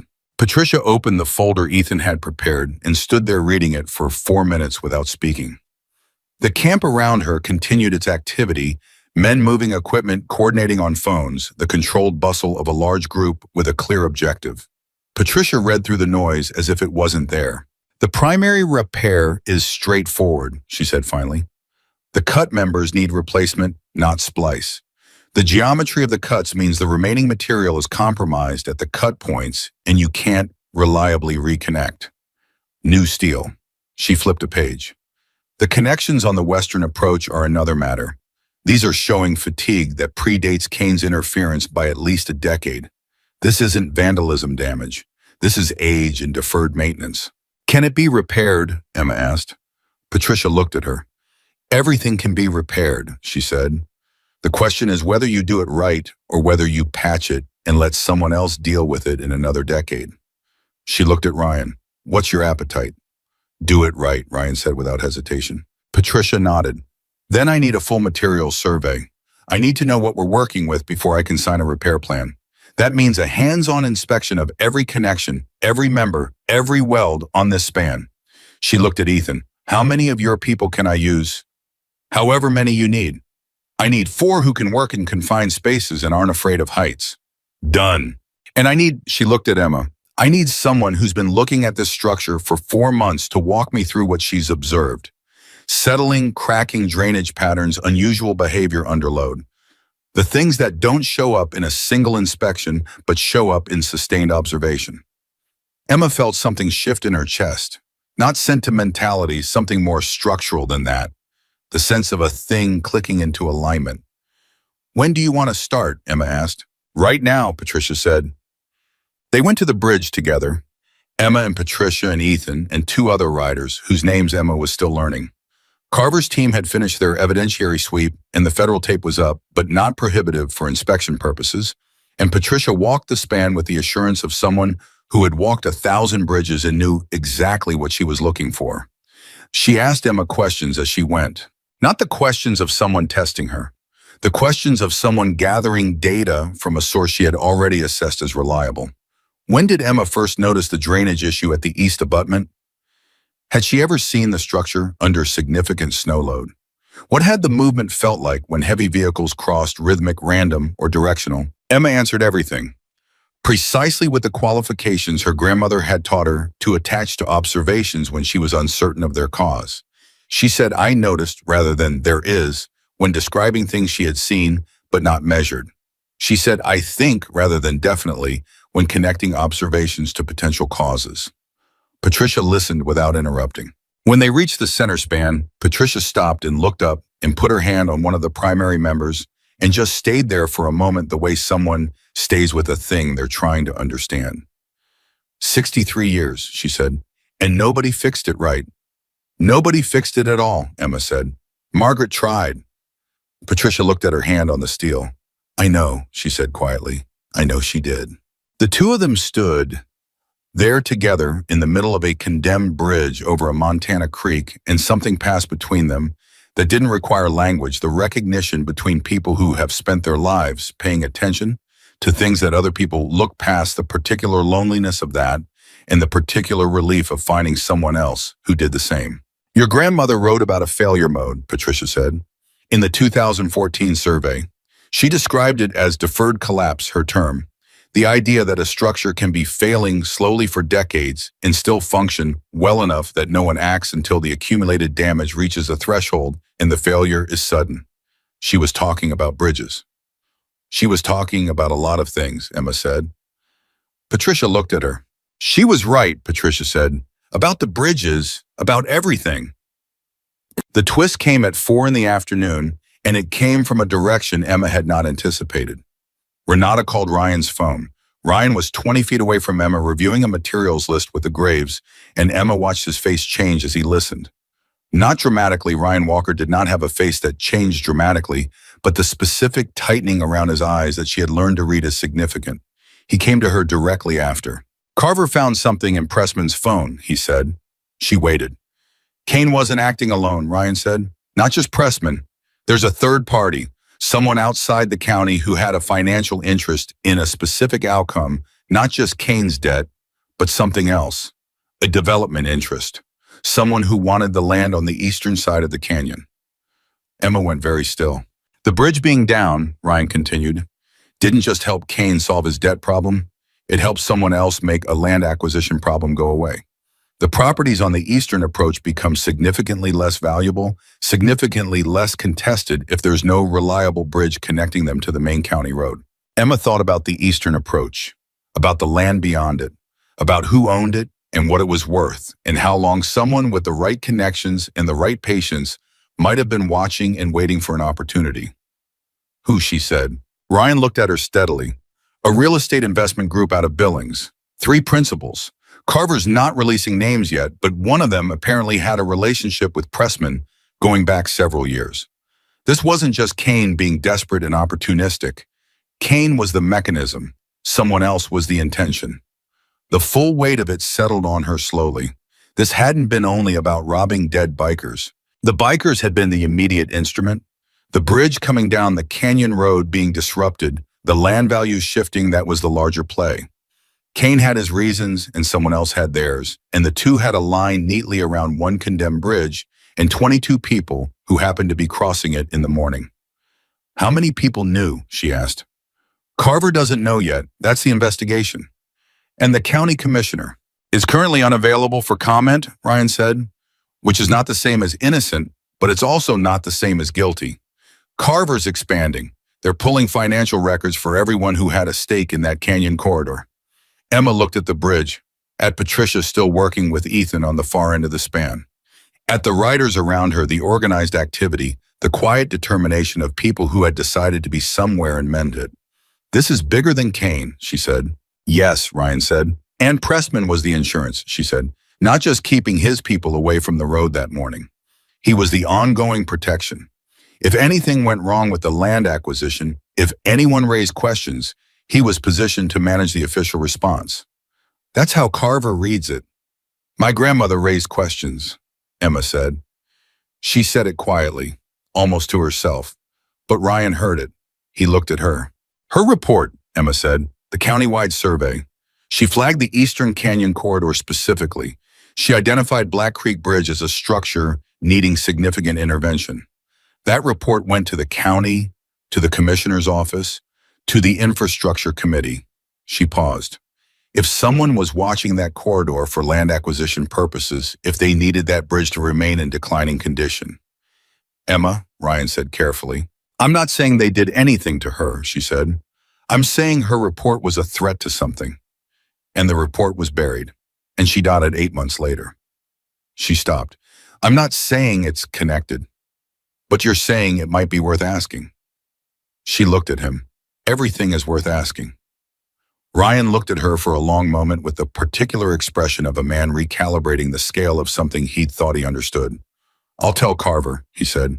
Don't speculate, she said. Just tell him what I told you and let him determine whether it's relevant. Okay. She turned back to the bridge. Patricia was waving at her from the center span, which meant she had questions. Emma started walking toward her, and the planks of the condemned bridge flexed slightly under her weight, familiar and solid despite everything that had been done to it. She thought about her grandmother submitting the same report 4 times, because she believed the truth was worth repeating. She thought about 40 pages of careful documentation sitting in a county office being ignored. She thought about deferred collapse, the slow failure that accumulates until the threshold is reached and the fall is sudden. She thought about all the things that fail that way. Not just bridges. By 6 o'clock, Patricia had completed enough of her survey to begin a preliminary repair plan. She spread her notes across the hood of the truck and walked Ethan and Emma and Ryan through it with the efficient directness of someone who had done this many times and had no patience for anything other than the substance. The repair plan had 3 phases. Emergency stabilization, first bracing the damaged members to prevent any further movement or stress concentration. Then replacement of the 5 compromised primary members, which required specific steel stock that would need to be sourced and transported. Then the broader rehabilitation of the aging connections on the western approach, which was the longer, more demanding part of the project. Timeline, Ryan asked. Stabilization can start tomorrow morning if you have the equipment, Patricia said. Member replacement depends on when the steel arrives. I'm going to make some calls tonight. The rehabilitation work is 3 weeks minimum if you have skilled hands. More if you don't. We have skilled hands, Ryan said. Patricia looked at the men around her, at the veterans among them, at the quiet, organized competence that Emma had been watching since 4:30 in the morning. I believe you, Patricia said. She closed her notebook. There's one more thing. She looked at Emma. I'm going to need an on-site coordinator, she said. Someone who knows this bridge, who can communicate between my engineering specifications and the work crew who can flag anything unexpected during the repair process. Someone who is present every day who understands both the technical requirements and the site conditions. Emma looked at her. I'm not a licensed engineer, Emma said. I know what you are and what you aren't, Patricia said. I'm not asking you to be an engineer. I'm asking you to be my eyes on this site when I can't be here. I'm going to be driving back and forth from Billings for the next several weeks. I need someone here who I trust to see what matters. The word trust landed with a specificity that Emma felt in her sternum. I can do that, Emma said. I know you can, Patricia said. Your grandmother could too. She said it matter-of-factly without sentimentality, which was the only way it could have landed without breaking something. Let's get started. Emma nodded, and she picked up the notebook, and she went to work. The first morning of actual work began at 6:45. Emma was already at the bridge when the first truck arrived. She had woken at 5:30 in Eleanor's room, dressed in the dark, written 3 pages of sight notes from memory, and walked to the bridge in the pre-dawn quiet because she needed to see it before anyone else did. Needed a few minutes with it alone the way you needed a few minutes alone with anything that mattered before you shared it with a crowd. She stood on the eastern approach and looked at the span and thought about her grandmother standing somewhere similar on some other bridge in some other pre-dawn doing the same thing, taking inventory, not just of the structure but of what it meant to be the person who was responsible for it. Margaret had done this for 23 years. Emma had been doing it for 4 months without knowing that's what it was. Ethan arrived first with 2 of the veterans, Marcus, who had done combat engineering in Afghanistan and had a methodical patience that Emma had identified by the end of the previous day as invaluable, and a man called Reyes, who spoke less than almost anyone Emma had ever met, but whose hands when he worked moved with a precision that told her everything she needed to know about his competence.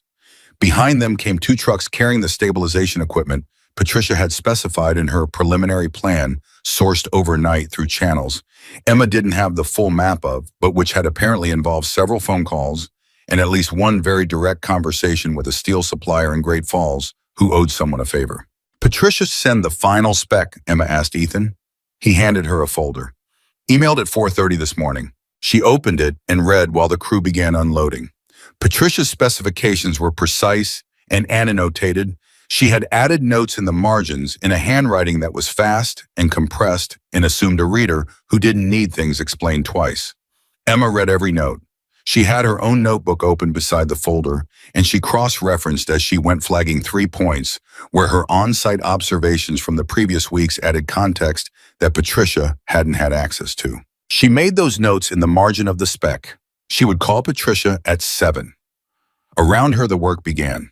The stabilization phase required installing temporary bracing at each of the 5 compromised members, structural steel shoring that would transfer the loads those members could no longer carry reliably until the full replacement could be executed.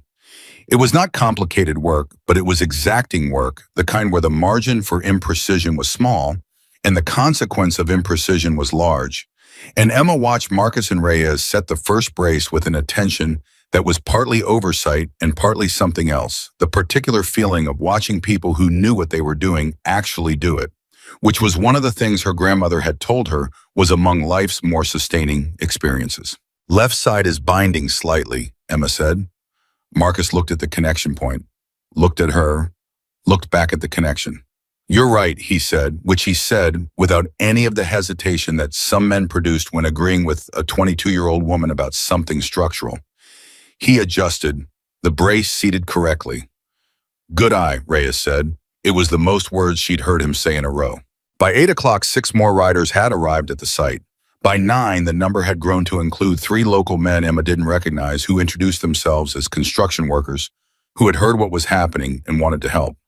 By 10, Frank DeLuca's truck was parked at the eastern approach, and Frank himself was standing with his arms crossed, watching the work with the expression of a man who was not going to say anything emotional, but whose presence was the emotional thing. Emma walked over to him. You don't have to be here, she said. I know, he said. They stood together for a moment, watching Marcus explain something to one of the new volunteers. She would have been here, Frank said. He didn't look at Emma when he said it. He said it to the bridge or to the air or to wherever he had decided Margaret Brooks currently resided. First one here, last one to leave. That was her. I know, Emma said. Frank was quiet for a moment. Then he said, I left food because, I didn't know what else to do. I want you to know that. I wasn't being charitable. I just didn't know what else. I know that too, Emma said. He finally looked at her. He had the eyes of someone much younger than the rest of his face, which was a quality Emma associated with people who had been paying close attention their whole lives. You gonna be all right, he said, after all this. It was the question she had been not quite asking herself for 2 days. I think so, she said. I think something is going to have to be different now. I don't know exactly what yet. Frank nodded as though that were a satisfactory answer, which she appreciated because it was the most honest one she had. I'll bring lunch, he said. Then he walked toward the work crew and put himself to work without asking anyone's permission, and nobody told him he couldn't. Right. The call from Carver came at 11:15. Emma took it standing on the eastern approach, her notebook in one hand, the phone in the other, with the sounds of the work crew behind her. We've executed 3 additional warrants this morning, Carver said. 2 in Billings, 1 in Missoula. The real estate group you identified as a potential interest, Bridger Land Partners, has been served. We're in the early stages of what I expect is going to be a significantly larger investigation than the original bridge sabotage. Emma watched a hawk circle above the canyon. You found the connection, she said. We found a connection, Carver said carefully. I want to be accurate with you because you've earned accurate. There are financial transfers between Bridger Land Partners and accounts connected to Harold Pressman going back 22 months. There are emails between one of Bridger's principals and Pressman that reference, among other things, a structural situation on the canyon corridor that would be advantageous if unresolved. Those are not the words of innocent people discussing infrastructure policy. Emma's grip tightened on the notebook. 22 months, she said. Yes. Her grandmother's diagnosis had come 20 months ago. Her countywide survey, which had flagged the Black Creek corridor specifically, had been submitted for the 4th time 24 months ago. She did the arithmetic. You understand what I'm thinking, she said. I understand what the timeline suggests, Carver said. I want to be careful about what I say next, Ms. Brooks. We do not have evidence of anything beyond financial corruption and conspiracy to commit infrastructure sabotage. What you're thinking, what the timeline might suggest, requires evidence we don't currently have and may not find. I want you to know that we are looking, and I want you to know that I am not dismissing it. She breathed through the thing that was happening in her chest. Okay, she said. There's something else, Carver said. I spoke with the county commissioner this morning. He's cooperating fully, which I interpret as the behavior of someone who is more stupid than criminal. He appears to have signed off on things without understanding what he was signing off on, which is a different category of problem than what Kane and Pressman were doing. He's agreed to a full audit of county infrastructure contracts for the past 5 years. How many bridges, Emma asked. Carver paused. We've identified 7 structures in the county that had contract work done through Kane Logistics or its subsidiaries in the past 3 years. All 7 are being inspected. 7. 7 bridges that Margaret might have flagged, might have worried about, might have submitted reports on that nobody read. I'm going to need Patricia, Emma said more to herself than to Carver. Dr. Kwan has already been contacted, Carver said. She's agreed to serve as a consulting expert for the inspection process. She mentioned you specifically as someone whose site observations would be valuable across multiple locations. Emma looked at the hawk, which had stopped circling and was now moving purposefully in one direction. Thank you, she said, for calling me directly. You're my primary witness, Carver said. And he paused briefly. You were right about all of it. I thought you should know that. She hung up. She stood on the eastern approach of Black Creek Bridge for a full minute without moving. Then she opened her notebook and started writing. Ryan found her at noon. She was on the underside of the bridge, technically in violation of the federal closure tape, but Patricia had authorized her presence for inspection purposes, and Emma had decided that authorization covered this. She was checking the connection points on the eastern abutment, the ones that had concerned Patricia in the preliminary survey cross-referencing what she was seeing against the notes she'd made over 4 months of living here. Ryan climbed down to her. He didn't say anything immediately. He looked at what she was looking at, which was a bearing connection that showed wear patterns she had started noticing in April and documented in her notebook 3 times since. Carver called you, he said. It wasn't a question. Yes. He called me too, about Bridger Land Partners. She turned to look at him. In the particular light of the bridge underside, his face had a quality of someone who had been carrying something and was deciding whether to set it down. You knew there was more to it, he said. Yesterday, when I told you about the third party, you already had a theory. I had an observation, she corrected. A timeline. I didn't have a theory until the timeline aligned with something. Your grandmother. The timing of her report and the timing of Pressman's connection to Bridger, she said. It may be coincidence. Carver says he doesn't have evidence of more than financial corruption, but but you think someone decided her report was a problem, Ryan said. Emma looked at the bearing connection, at the wear patterns, at the evidence of years of attention from no one. I think my grandmother spent the last year of her life fighting for a bridge that someone needed to stay broken, she said. And I think she lost that fight. And I don't know if it's connected to anything they did to her directly because I don't have that evidence and I'm not going to claim something I can't support. But I know that she was right about this bridge. And I know that being right wasn't enough. And I know that I'm standing here now because I happened to be sleeping under it when they came to finish what the deferred maintenance started. Ryan was quiet. She deserved better, Emma said, from this county and from the people in it. Yes, Ryan said, she did. Emma straightened. She made a note. She put her pen back in her pocket and turned toward the embankment. Carver identified 7 other structures, she said. Kane Logistics had contracts on all of them. They need inspection. Patricia's already been contacted. I know. She's going to need help. Someone who can be on those sites who knows what to look for. She looked at Ryan. I'm going to tell her I can do it. He looked at her with that steady attention. You're going to travel to 7 different sites. I've been living under a bridge for 4 months, she said. Travel is relative. Something moved across his face that was not quite a smile, but occupied the same territory. We can help with logistics, he said. Vehicles, equipment, whatever you need. I know you can, she said, and I'll tell you when I need it. She started up the embankment. Right now, I need to eat something and call Patricia and get back to work. He followed her up. The afternoon brought 3 things that Emma had not anticipated. The first was Tolliver. He came at 1 o'clock with food, substantial food, not a gesture, but an actual contribution, enough to feed the work crew a proper lunch set up on the folding table that someone had produced from somewhere. He moved around the table and organized things with the efficient manner of a man who ran a grocery store and understood logistics, and he didn't approach Emma directly until the crew had been served. Then he came to where she was standing, and he said, I owe you an apology. She looked at him. He was in his late 50s, heavy set with the particular weathered quality of someone who had spent decades early morning loading docks. He was not comfortable with what he was doing, which she could see, but he was doing it anyway, which she respected. The police calls, he said, in March, and I think twice in April. I want you to know that I told myself I was following policy, responding to customer concerns. I told myself it wasn't personal. He stopped. It was personal. I saw someone who needed help, and I called the police instead, and that's what I have to live with. Emma looked at him for a long moment. She had rehearsed versions of this moment in her head during the long nights under the bridge, had imagined what she would say if the people who had made her life harder ever had to account for it. She had imagined several versions ranging from cold to fierce. What she said was, why did you do it? Not the policy, the real reason. He blinked. He hadn't expected the question. I was afraid, he said. I know that's not a good answer.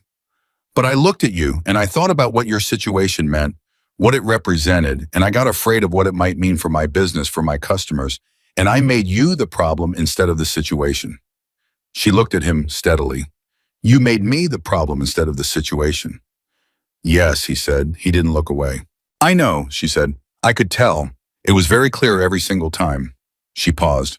I'm not going to tell you it was okay because it wasn't, but I'm also not going to carry it around forever. I have other things to carry. He nodded. His jaw was tight. The food helps, she said. That's concrete. Keep doing that and let the other thing be something you work out with yourself. He nodded again. Then he turned around and went back to the table and started organizing dessert options with the focus of a man who was grateful for something to do with his hands. The second thing was Carol. She arrived at 2 o'clock with 3 boxes of books, which she carried to the eastern approach by herself into 2 trips, refusing the help that was offered. She found Emma, and she set the boxes down, and she stood there for a moment looking at the bridge. Structural engineering, and she said, civil engineering, bridge design. I went through the university library catalog last night and requested an interlibrary loan for the ones we don't have. They should arrive within the week. Emma looked at the boxes. Carol, she said. Don't, Carol said. Her voice was steady, but the word was sharp in the way of someone managing something carefully. I knew what your situation was. I chose to help in the most limited way I could without having to fully commit to it, and I dressed that up as tact, and it wasn't tact. It was cowardice. She met Emma's eyes. I'm choosing differently now. Don't thank me for it. Emma looked at her for a long moment. Carol was 51 with reading glasses she always wore on her head and never on her face when she needed them, which had always struck Emma as the kind of endearing contradiction that made a person human. She had been the most consistent presence in Emma's Pine Hollow year, the quiet background reliability of the library, the books left aside, the borrowing periods extended without comment. The books mean a lot, Emma said. They always did. Carol pressed her mouth together briefly. Then she said, there's something else. I've been making calls this morning. The university in Missoula has a civil engineering program. They have a scholarship for non-traditional students, adult learners, people who've had interruptions. It requires an application and 2 letters of recommendation. Emma went still. I spoke with Dr. Kwan this morning, Carol continued. She said she would write a letter. I will write a letter. The application deadline is October 1st. She looked at Emma steadily. That gives you 8 weeks. Emma's mouth was dry. She had thought about college the way she thought about things on the other side of the gap. Real theoretically reachable, but separated from where she was by something she didn't currently have the tools to cross. I don't have transcripts, she said. My school records there were gaps before I came to live with Margaret. The scholarship specifically accommodates incomplete academic records for students who demonstrate competency through alternative means, Carol said. Dr. Kwan has agreed to provide a professional competency assessment. Your engineering notebook constitutes a substantial portfolio of independent study. She paused. Carver also told me, and I hope you don't mind, that he called me that the federal documentation of your role in this investigation will be part of the public record. The scholarship committee will be able to see that. Emma tried to organize what she was feeling into something speakable and found that she couldn't. You don't have to decide right now, Carol said, but I need to know by September so we have time to prepare the application properly. Yes, Emma said. Carol blinked. Yes, you'll let me know by September or... Yes, I want to apply, Emma said. I've known for 8 months what I want to study. I just didn't have a way to get there. Carol's expression moved through something fast and complicated and resolved into something that looked like relief. Okay, she said. Okay, good. She straightened the box of books unnecessarily. I'll be in touch about the timeline. She walked back toward her car with the brisk efficiency of a woman who had allowed herself exactly as much emotion as she was going to allow and was now closing that door. Emma looked at the boxes of books. She thought about Margaret telling her somewhere around the time Emma was 12 that the most important tool an engineer had was not math or materials, knowledge or design software. It was the ability to imagine a thing that didn't exist yet and work backward from that image to figure out what it needed. She had been doing that for 8 months under a bridge in a composition notebook with library of books and the accumulated inheritance of a woman who had paid close attention for 67 years. She had been designing a life she couldn't yet see how to reach. Maybe the reach was shorter than she'd thought. The third thing arrived at 3:45, and it was the one she hadn't seen coming. A truck she didn't recognize pulled up to the eastern approach. 2 men got out. She watched them from the bridge deck where she was coordinating the afternoon's work with Marcus, and something about the way they moved made her stop. Not threatening, but deliberate. The kind of deliberate that came with an agenda. Ryan was at her side before she'd fully processed the instinct. She hadn't seen him move, hadn't felt him approach. He was simply there, which told her that his attention had been on the same thing. You know them? She asked quietly. No, he said. The 2 men came to the edge of the work perimeter, and one of them, mid-40s in a button-down shirt that was too formal for a construction site, said, Is there someone in charge here? Graves, who had been near the perimeter, said, Depends on what you mean by in charge. We're looking for Emma Brooks. Graves looked at Emma. Emma stepped forward. I'm Emma Brooks, she said.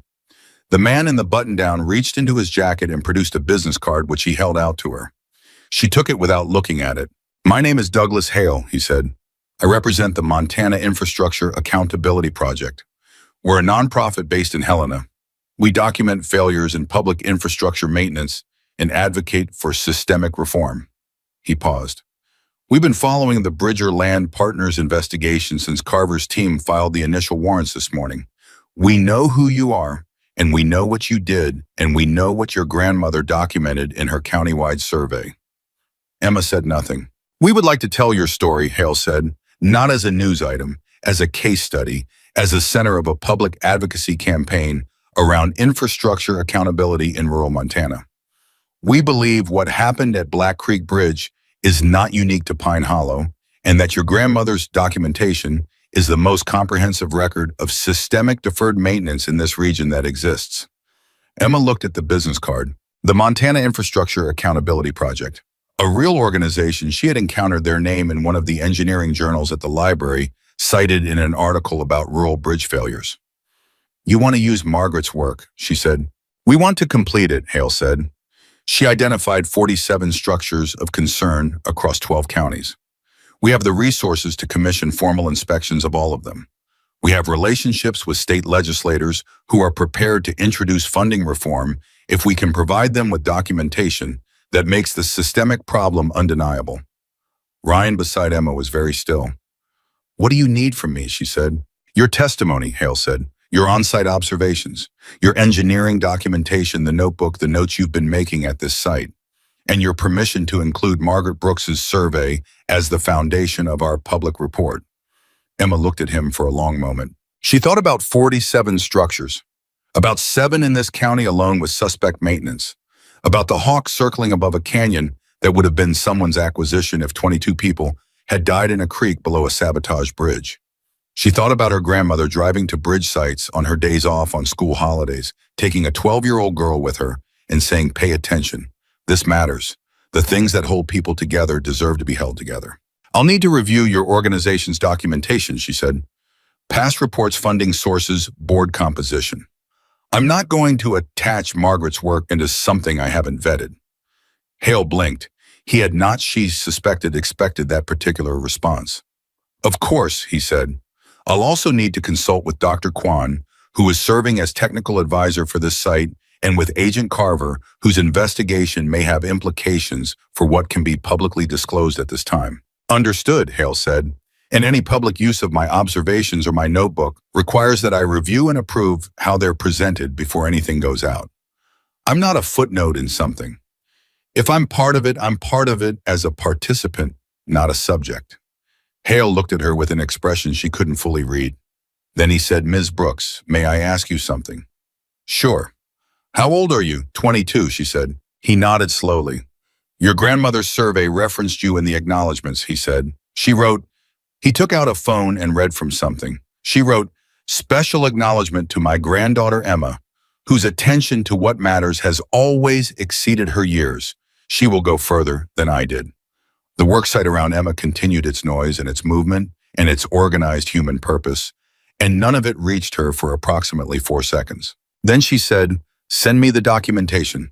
I'll review it and get back to you within 48 hours. Hale nodded. He handed her a second card. My direct line, anytime. He and his colleague walked back to their truck. Ryan waited until the vehicle was out of sight. Then he said, she wrote that in a document that was submitted to the county 4 years ago.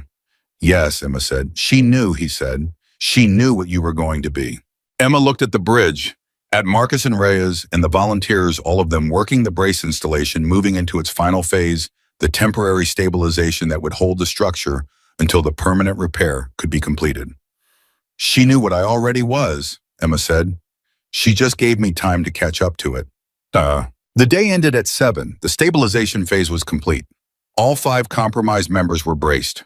The bridge was not fixed, not remotely, but it was stable in a way it had not been since 11:30 the previous night, and there was something significant in that, in the act of a thing being made stable even before it was made whole. The work crew dispersed gradually. The local volunteers said they'd be back. Frank had left at 4, but had come back at 6 with dinner for the core group, which he set up without comment and which was eaten without ceremony, standing or sitting. Wherever was convenient, the way food gets eaten when people are tired and satisfied in the specific way of physical work accomplished. Emma sat on the hood of one of the trucks and ate and looked at the bridge. Ethan sat beside her. You did good today, he said. The abutment observation this morning saved us probably 4 hours of troubleshooting. Patricia said the same thing when I updated her. It was in my notes from April, Emma said. I just knew where to look. That's what good is, Ethan said, knowing where to look. She looked at him. He was eating without looking at his food the way people ate when they were thinking about something else. Can I ask you something? She said. Sure. When you were in the Army, combat engineer, what was the hardest part? He considered it seriously, which she had come to understand was his default. The bridges, he said, not physically, emotionally. You'd clear a road, inspect a structure, declare it safe, and then you'd watch people cross it. And every time there was a moment where you had to trust your own assessment with someone else's life. He paused. The hardest part was learning that trust wasn't arrogance. It was responsibility. You do the work right, you trust the work. Emma looked at the braced bridge. My grandmother used to say something like that, she said. She said the bridge doesn't know it's been inspected. It just holds or it doesn't. Your job is to make sure it holds. Ethan nodded. She was right. She usually was. They sat in comfortable quiet for a while. Around them, Pine Hollow was settling into its evening. The gas station lights were on. Somewhere down the road, Eleanor's kitchen was lit. Somewhere across town in a county building, the commissioner was presumably sitting with the audit request and whatever weight that carried. And somewhere in a federal holding facility, Victor Kane was presumably sitting with the particular kind of weight that comes from a plan failing completely and irrevocably, from the specific cruelty of waking up thinking you were about to be rich and discovering that the variable you had not accounted for was a 22-year-old woman who knew how to read a bridge in the dark. Ryan came and sat on Emma's other side. The three of them looked at the bridge for a moment without speaking. Then Ryan said, "We need to talk about what happens when the repair is done." Emma had been thinking about this. The repair would take weeks. Patricia had estimated minimum. During those weeks, there was work, real substantial, meaningful work that Emma was equipped to do. On-site coordination for Black Creek, the 7 county structures, the 47 structures in Margaret's survey, the scholarship application, the Hale organization's proposal. After those weeks, she wasn't sure. I'm applying to the university in Missoula, she said, civil engineering. Carol and Patricia are writing letters. Ryan nodded. He didn't seem surprised. She suspected Carol had told him. The house, he said carefully. She looked at him. Margaret's house, he said. You know what we've been in? Ryan, she said. Let me say it, he said. She waited.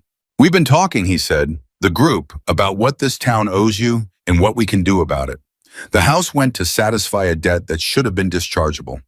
It was purchased by a holding company after the foreclosure, and it's been sitting empty for 8 months. We found the holding company. We've made inquiries. He paused. There's a conversation to be had about whether it can be returned to you in some form. We're not there yet, but it's a conversation we're having. Emma's voice when it came was level. She had decided it would be level. You can't fix everything, she said. No, he said, but we can fix some things, and the things we can fix we're going to fix. That's not negotiable.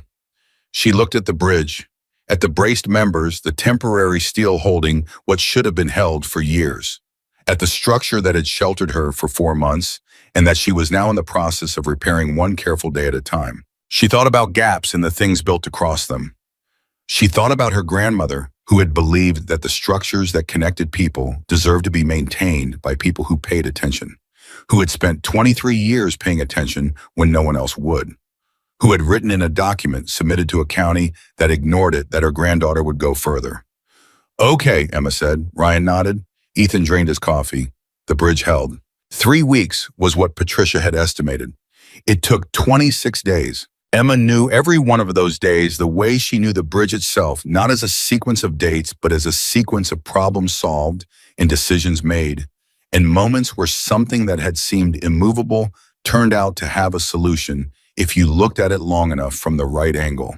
Day 4, when the steel supplier in Great Falls called to say the primary replacement members would be delayed by 48 hours, and Marcus had spent 45 minutes on the phone finding an alternative source in Billings, while Emma recalculated the sequencing of the repair phases so nothing lost time. Day 9, when the Western Approach connections turned out to be worse than Patricia's initial survey had indicated, and Patricia had driven from Billings at 5 in the morning to be on site by 8. and the two of them had stood under the bridge for 2 hours redesigning the connection repair, while Ethan relayed their decisions to the crew above. Day 14, when a county official, Emma hadn't met a mid-level infrastructure administrator named Garth, who had survived the initial wave of the investigation because his involvement was peripheral and genuinely unclear, had shown up at the site and stood watching the work with an expression that mixed guilt and defensiveness in equal proportion, and Ryan had simply walked over and said, "If you want to help, grab a pair of gloves," and Garth had stood there for 10 seconds and then gone to his truck and come back with work gloves and spent the next 6 hours doing whatever he was told. He came back the next day and the day after. By the third week, there were 37 people working the bridge on any given day. The core crew, the riders who had become something more than a passing formation, anchored it, but they were surrounded by an expanding circle of people who had come for various reasons and stayed for the single reason that mattered: the work needed doing, and they were capable of doing it. Frank was there every day. Carol came on Saturdays and worked alongside whoever needed an extra pair of hands without complaint. And Emma noticed that she had also started bringing food, which was not a thing Carol had done before, and which represented, in Emma's assessment, a recalibration that went deeper than charity. Tolliver organized a supply rotation with 3 other local businesses. He didn't announce it. He just showed up one morning with a spreadsheet, an actual printed spreadsheet, which Emma found touching in its specificity, showing which businesses were covering which days, what they were providing, and a contingency column for weather-related adjustments. She had looked at that spreadsheet for a long moment. Then she had said, "This is good, Tolliver." He had said, "I used to be good at things," and walked away before she could respond, which she understood. Eleanor came every third day and brought lunch in quantities that suggested she had spent the intervening 2 days cooking in preparation. She never stayed long. She would set the food down, look at the bridge for a few minutes with the expression of a woman running a private conversation with someone who wasn't physically present, and then go back to her car and drive away. Emma understood who she was talking to. Patricia drove from Billings every 4 days, stayed for 1 or 2 days, reviewed the work, adjusted the plan where needed, and drove back. Her communication with Emma in between was constant and specific, technical questions and answers delivered over the phone with the compressed efficiency of 2 people who had learned each other's shorthand quickly. Patricia had, without formally announcing it, begun treating Emma as something between an apprentice and a junior colleague, which was a distinction Emma was careful not to overstate to herself, but which she was also honest enough to know meant something significant. Ethan's formal structural report, updated as the work progressed, was being reviewed by the State Infrastructure Office. Patricia had submitted it with a cover letter that described the repair process and the technical qualifications of the team involved. The letter mentioned Emma by name twice. Patricia had sent Emma a copy of the letter before submitting it, which was either professional courtesy or a form of acknowledgement, and Emma had sat with it in Eleanor's kitchen at 6 in the morning and read it until she could recite it. The scholarship application was submitted on September 18th. Emma had written the personal statement herself, 3 drafts, the final version arriving at 1,100 words that said what she meant without reaching for more than she could honestly claim. She described Margaret. She described the bridge. She described 8 months of engineering notebooks and the particular kind of education that happens when your classroom is a condemned structure and your curriculum is everything that has to be true in order for people to be safe crossing it. Patricia's letter ran 4 pages, which was unusual for a scholarship letter of recommendation, and which the scholarship committee would later describe in their award notification as the most technically substantive endorsement they had received in the program's 11-year history. Carol's letter ran 2 pages. Emma read it once the night Carol gave her a copy and did not read it again, because once was exactly as much as she could hold. The day the bridge was declared structurally sound was a Tuesday.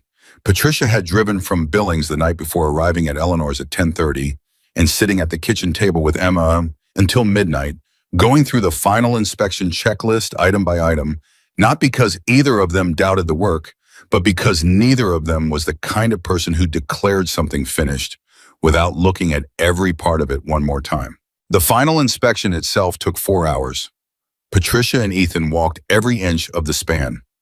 Emma was with them, a notebook open, tracking each checkpoint against the repair plan and the original structural specifications, flagging one item, a weld on the eastern abutment connection that was technically within tolerance, but at the edge of it that Patricia assessed confirmed was acceptable and documented as a point for monitoring in the county's ongoing maintenance schedule.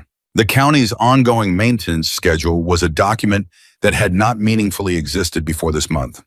It existed now because Emma had drafted it based on Margaret's inspection protocols and the engineering text from Carol's library and 6 additional sources that Patricia had sent her over the course of the repair project. It was a 42-page document specifying inspection intervals, maintenance triggers, load monitoring protocols, and escalation procedures for all 7 county structures that had been identified in the expanded investigation. Carver had requested a copy. The Montana Infrastructure Accountability Project had requested a copy. The State Infrastructure Office had requested a copy and had also sent an inquiry about who had authored it, which Patricia had answered, with the particular conciseness of someone who was not interested in allowing any institutional hesitation about the author's credentials to slow anything down. At 2:15 in the afternoon, Patricia signed the structural clearance documentation. She handed the pen to Emma after she signed. Emma looked at her. "You're not an engineer yet," Patricia said, "but you've been the eyes of this repair from the first day. Sign as site coordinator. The record should show what was actually true." Emma signed. Her handwriting was her grandmother's handwriting. She had never noticed this before, or had noticed it and not registered what it meant. She registered it now. Ryan had told almost no one about the reopening in advance, which was characteristic of him and which Emma had learned to understand as not secrecy, but discretion, the instinct of someone who knew the difference between a thing that needed an audience and a thing that simply needed to be done. But Pine Hollow was a small town, and Patricia's truck had been recognized the previous night, and word had moved the way word moved in places where everyone's business was, everyone else's ambient knowledge. By the time the structural clearance was signed, there were people on both approaches. Not a crowd exactly, but more than would have gathered for an ordinary infrastructure event. Tolliver was there standing slightly apart with his hands in his jacket pockets. Carol was there with 2 other people from the library. Garth, the county administrator, stood near the eastern approach in his work clothes, still wearing the gloves he'd apparently forgotten to remove from his last shift. Eleanor had come. Several of the townspeople Emma had seen peripherally throughout the weeks of repair, people who had watched, who had brought things, who had sent word through intermediaries that they were sorry and wanted to help, had come. Frank was there. He was standing at the far edge of the eastern approach, which was as close as he was going to get to whatever this was. And when Emma walked past him, he said nothing, but he put his hand briefly on her arm as she went by just for a second, a pressure and a release. She put her hand over his for that same second. Then she kept walking. Ryan and the riders were already on the western approach bikes ready. This had been the point all along, not a ceremony, not a ribbon cutting, but the thing itself. 22 riders who had been stopped from crossing this bridge 26 days ago would cross it now on a structure that was not just repaired, but genuinely safer than it had been in decades. Emma stood on the eastern approach and watched. Ryan started first. His bike crossed at a moderate speed, controlled deliberate the way you cross something you had rebuilt, with your hands and your people in 3 weeks of early mornings and late nights and 100 decisions made carefully because the alternative was not acceptable. His tires found the deck. The structure accepted the load. Every brace, every weld, every replaced member and rehabilitated connection did exactly what it had been built to do. He reached the eastern approach and stopped. He looked at Emma. She nodded once. He turned back to the formation and made a motion with his hand. 21 bikes crossed Black Creek Bridge. The sound of it, 22 engines, the full formation at moderate speed on a Montana highway, was something Emma felt in her chest before she heard it with her ears, and she stood on the eastern approach and let herself feel it completely. Let it move through her without trying to manage it, because some things earn that. When the last bike reached the eastern side, the people gathered on both approaches made a sound that was not quite applause and not quite anything else, a collective exhale, a release of something that had been held for 26 days. Ethan, who was standing beside Emma, said nothing. Marcus on her other side said, "That's a good bridge." "Yes," she said. "It is," said.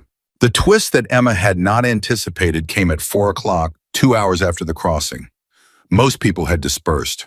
The riders were preparing to actually continue their journey, the cross-country ride that had been interrupted 26 days ago, and there was a particular quality to the activity around the camp. The organized dismantling of a temporary presence preparing to become mobile again. Emma was helping break down the equipment staging area when Carver called. She had learned to read his calls by the time of day. Morning calls were updates. Evening calls were developments. 4 o'clock was unusual. Two things that he said. The first is that the Bridger Land Partners investigation has expanded to include a fourth principal who was not in the original filing. A woman named Sandra Voss, former State Infrastructure Committee staffer. She left that position about 25 months ago. Emma calculated.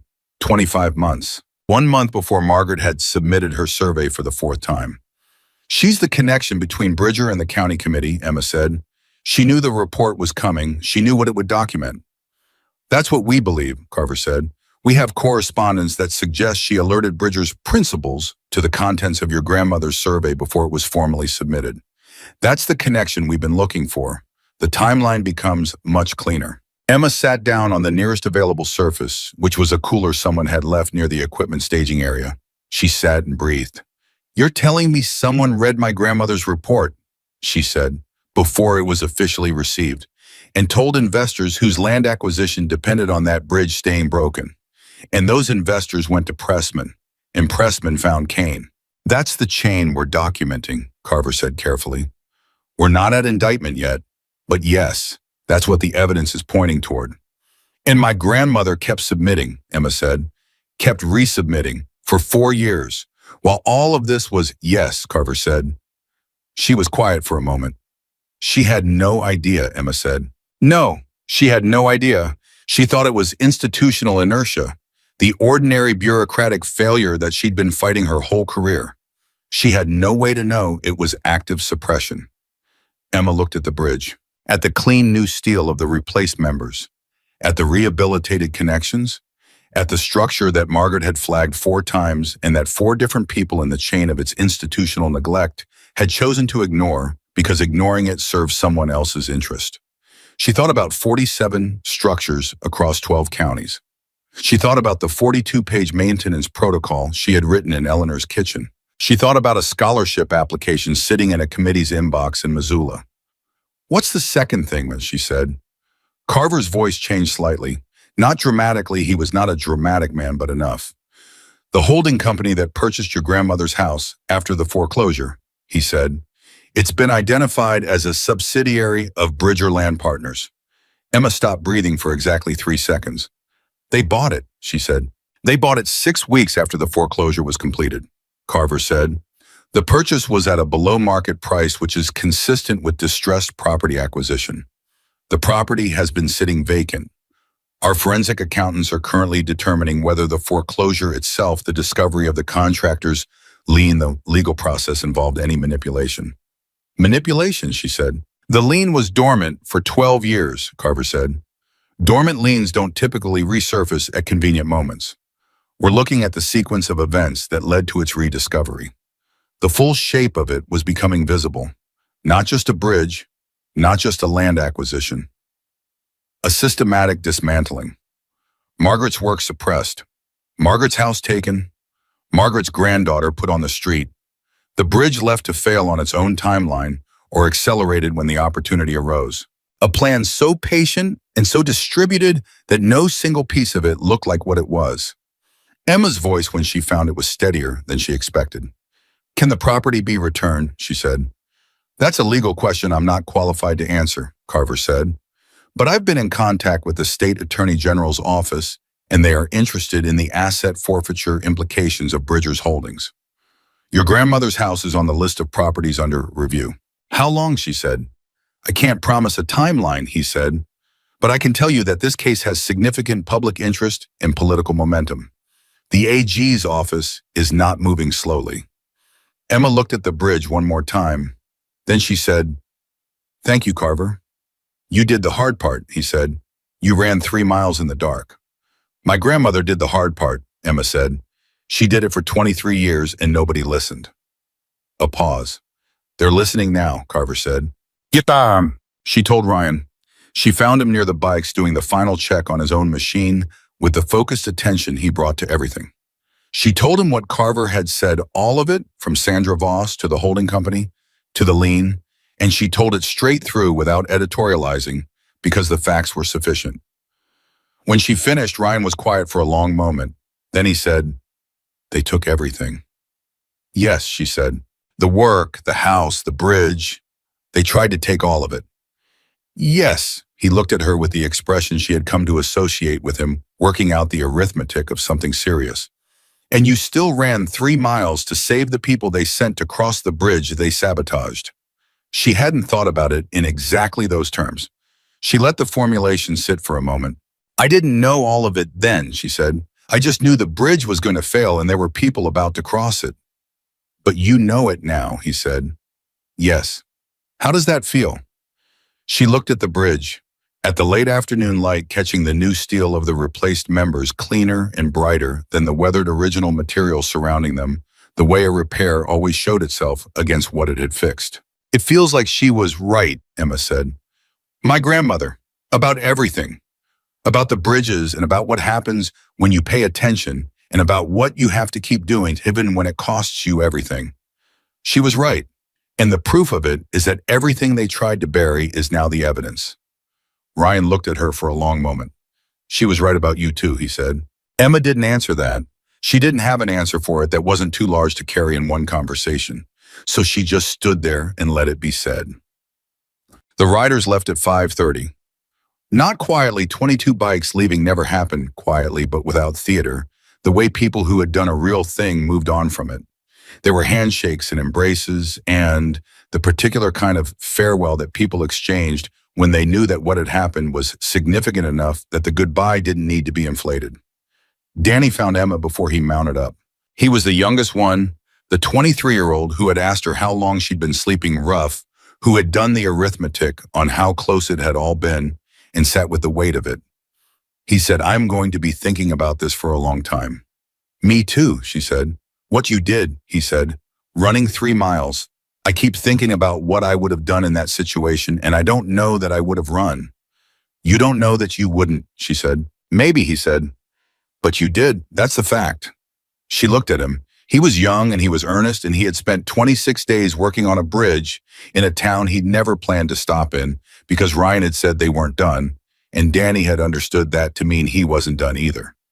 "Take care of yourself," she said. "You too," he said. Then after a second, "You're going to be an amazing engineer." She almost laughed.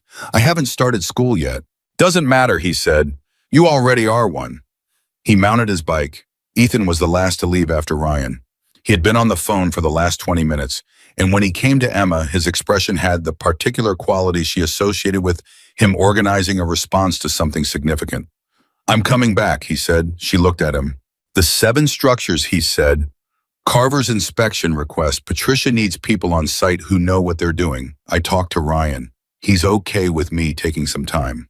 He paused. "And I'd rather be doing this than most other things I could be doing right now." "You have a life somewhere," she said. "I have a truck and a phone and skills that are useful here," he said. "That qualifies as a life in my experience." He looked at the bridge. "Your grandmother flagged 47 structures. I want to help make sure someone looks at all of them." Emma looked at him for a long moment.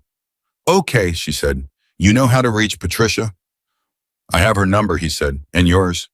He shook her hand once firmly, the way someone shook a colleague's hand, and got on his bike. Ryan was the last. He sat on his bike with the engine idling and looked at Emma for a moment with the expression she had come to understand as his version of a complete sentence. "The house is going to come back to you," he said, "whatever the AG's timeline, however it happens. I want you to know that we're going to make sure of it." "You can't promise that," she said. "No," he said, "but I can promise we're going to try with everything we have, and that's not a small thing." She knew it wasn't. "Thank you," she said, "for stopping." He looked at her steadily. "Thank you for running." He rode out. 22 bikes. She watched them until the sound faded into the particular quiet of a Montana evening, that enormous, clean, clear quiet that she had spent 11 months inside of, and that felt right now less like emptiness and more like space, the kind of space that a structure needs around it to be what it is. The scholarship notification arrived 6 weeks later. Emma was in Eleanor's kitchen at 7 in the morning, working through a section of Patricia's latest site report from the 2nd County Bridge Inspection, when her phone lit up with an email from the University of Montana Civil Engineering program. She read it twice. Then she sat with it for a moment, the way her grandmother had taught her to sit with things, not rushing to the next thing, but giving what had just happened the time it required to actually land. Full scholarship, non-traditional student pathway. January start. She called Patricia first. Patricia picked up on the second ring, said, "I was wondering when that was going to come," and then said, "Congratulations, Emma," in a voice that was compressed and matter-of-fact and meant every word. She called Carol second. Carol said, "Oh, thank God," and then made a sound that she immediately covered with a professional cough, and Emma pretended not to notice. She called Ryan third. He picked up on the fourth ring, which told her he was on the road. "They said yes," she said. A pause. She could hear wind highway noise, the particular acoustics of a phone call from a moving motorcycle. "Of course they did," he said. Patricia's letter apparently impressed them. "Patricia is impressive," he said. "So are you." "I'm going to study hard," she said, which was an understated thing to say, and she knew it. But the alternative, the full articulation of what this meant, the weight of it, what her grandmother's name on a scholarship fund would someday look like. What a bridge designed by Emma Brooks might mean to the family's crossing. It was too large for a 7 a.m. phone call on a Montana morning. She would carry it forward instead. That was what you did with things too large to say. "I know you will," Ryan said. The Margaret Brooks Memorial Scholarship was formally established 3 months later. It was not Emma's idea. It came from a combination of sources: the Montana Infrastructure Accountability Project, which had included Margaret's story as the centerpiece of its first major public report; the university's engineering program, which had proposed it after Patricia's letter circulated further than intended within the department; and a group of donors whose composition Emma was never entirely clear on, but which she strongly suspected included 22 Hells Angels. The scholarship was for students pursuing civil or structural engineering with a focus on public infrastructure. Priority was given to non-traditional students, first-generation college students, and students from rural Montana communities. The selection criteria included demonstrated attention to public safety and evidence of independent learning.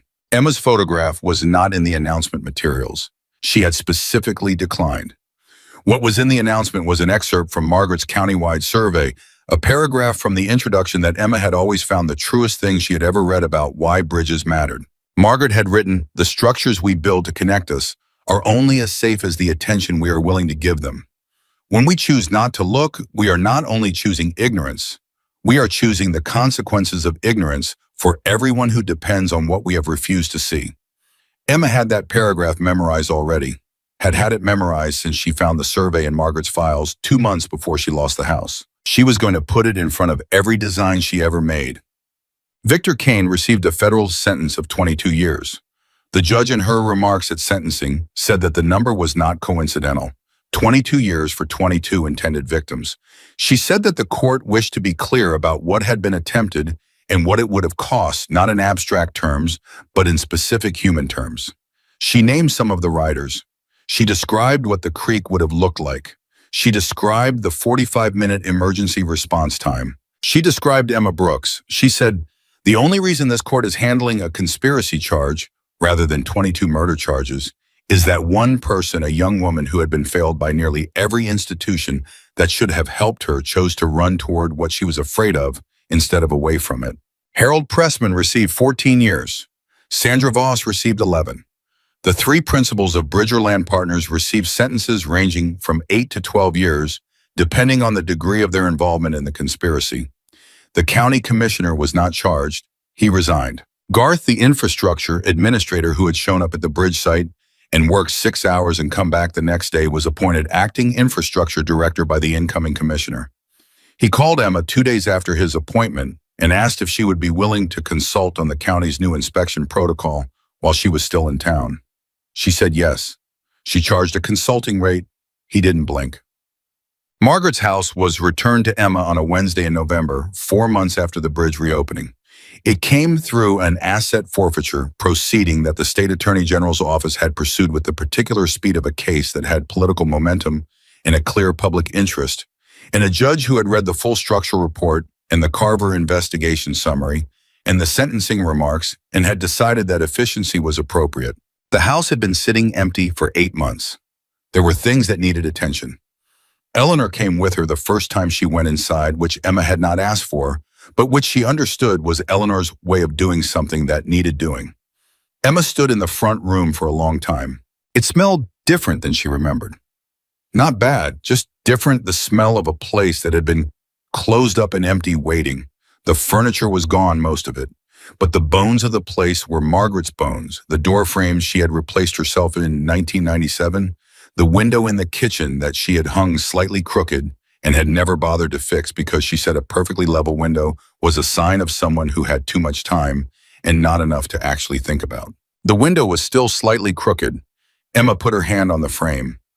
Eleanor behind her said nothing, just stood in the doorway and let Emma have the room. After a while, Emma said, "She fixed that porch step 3 times. It kept settling.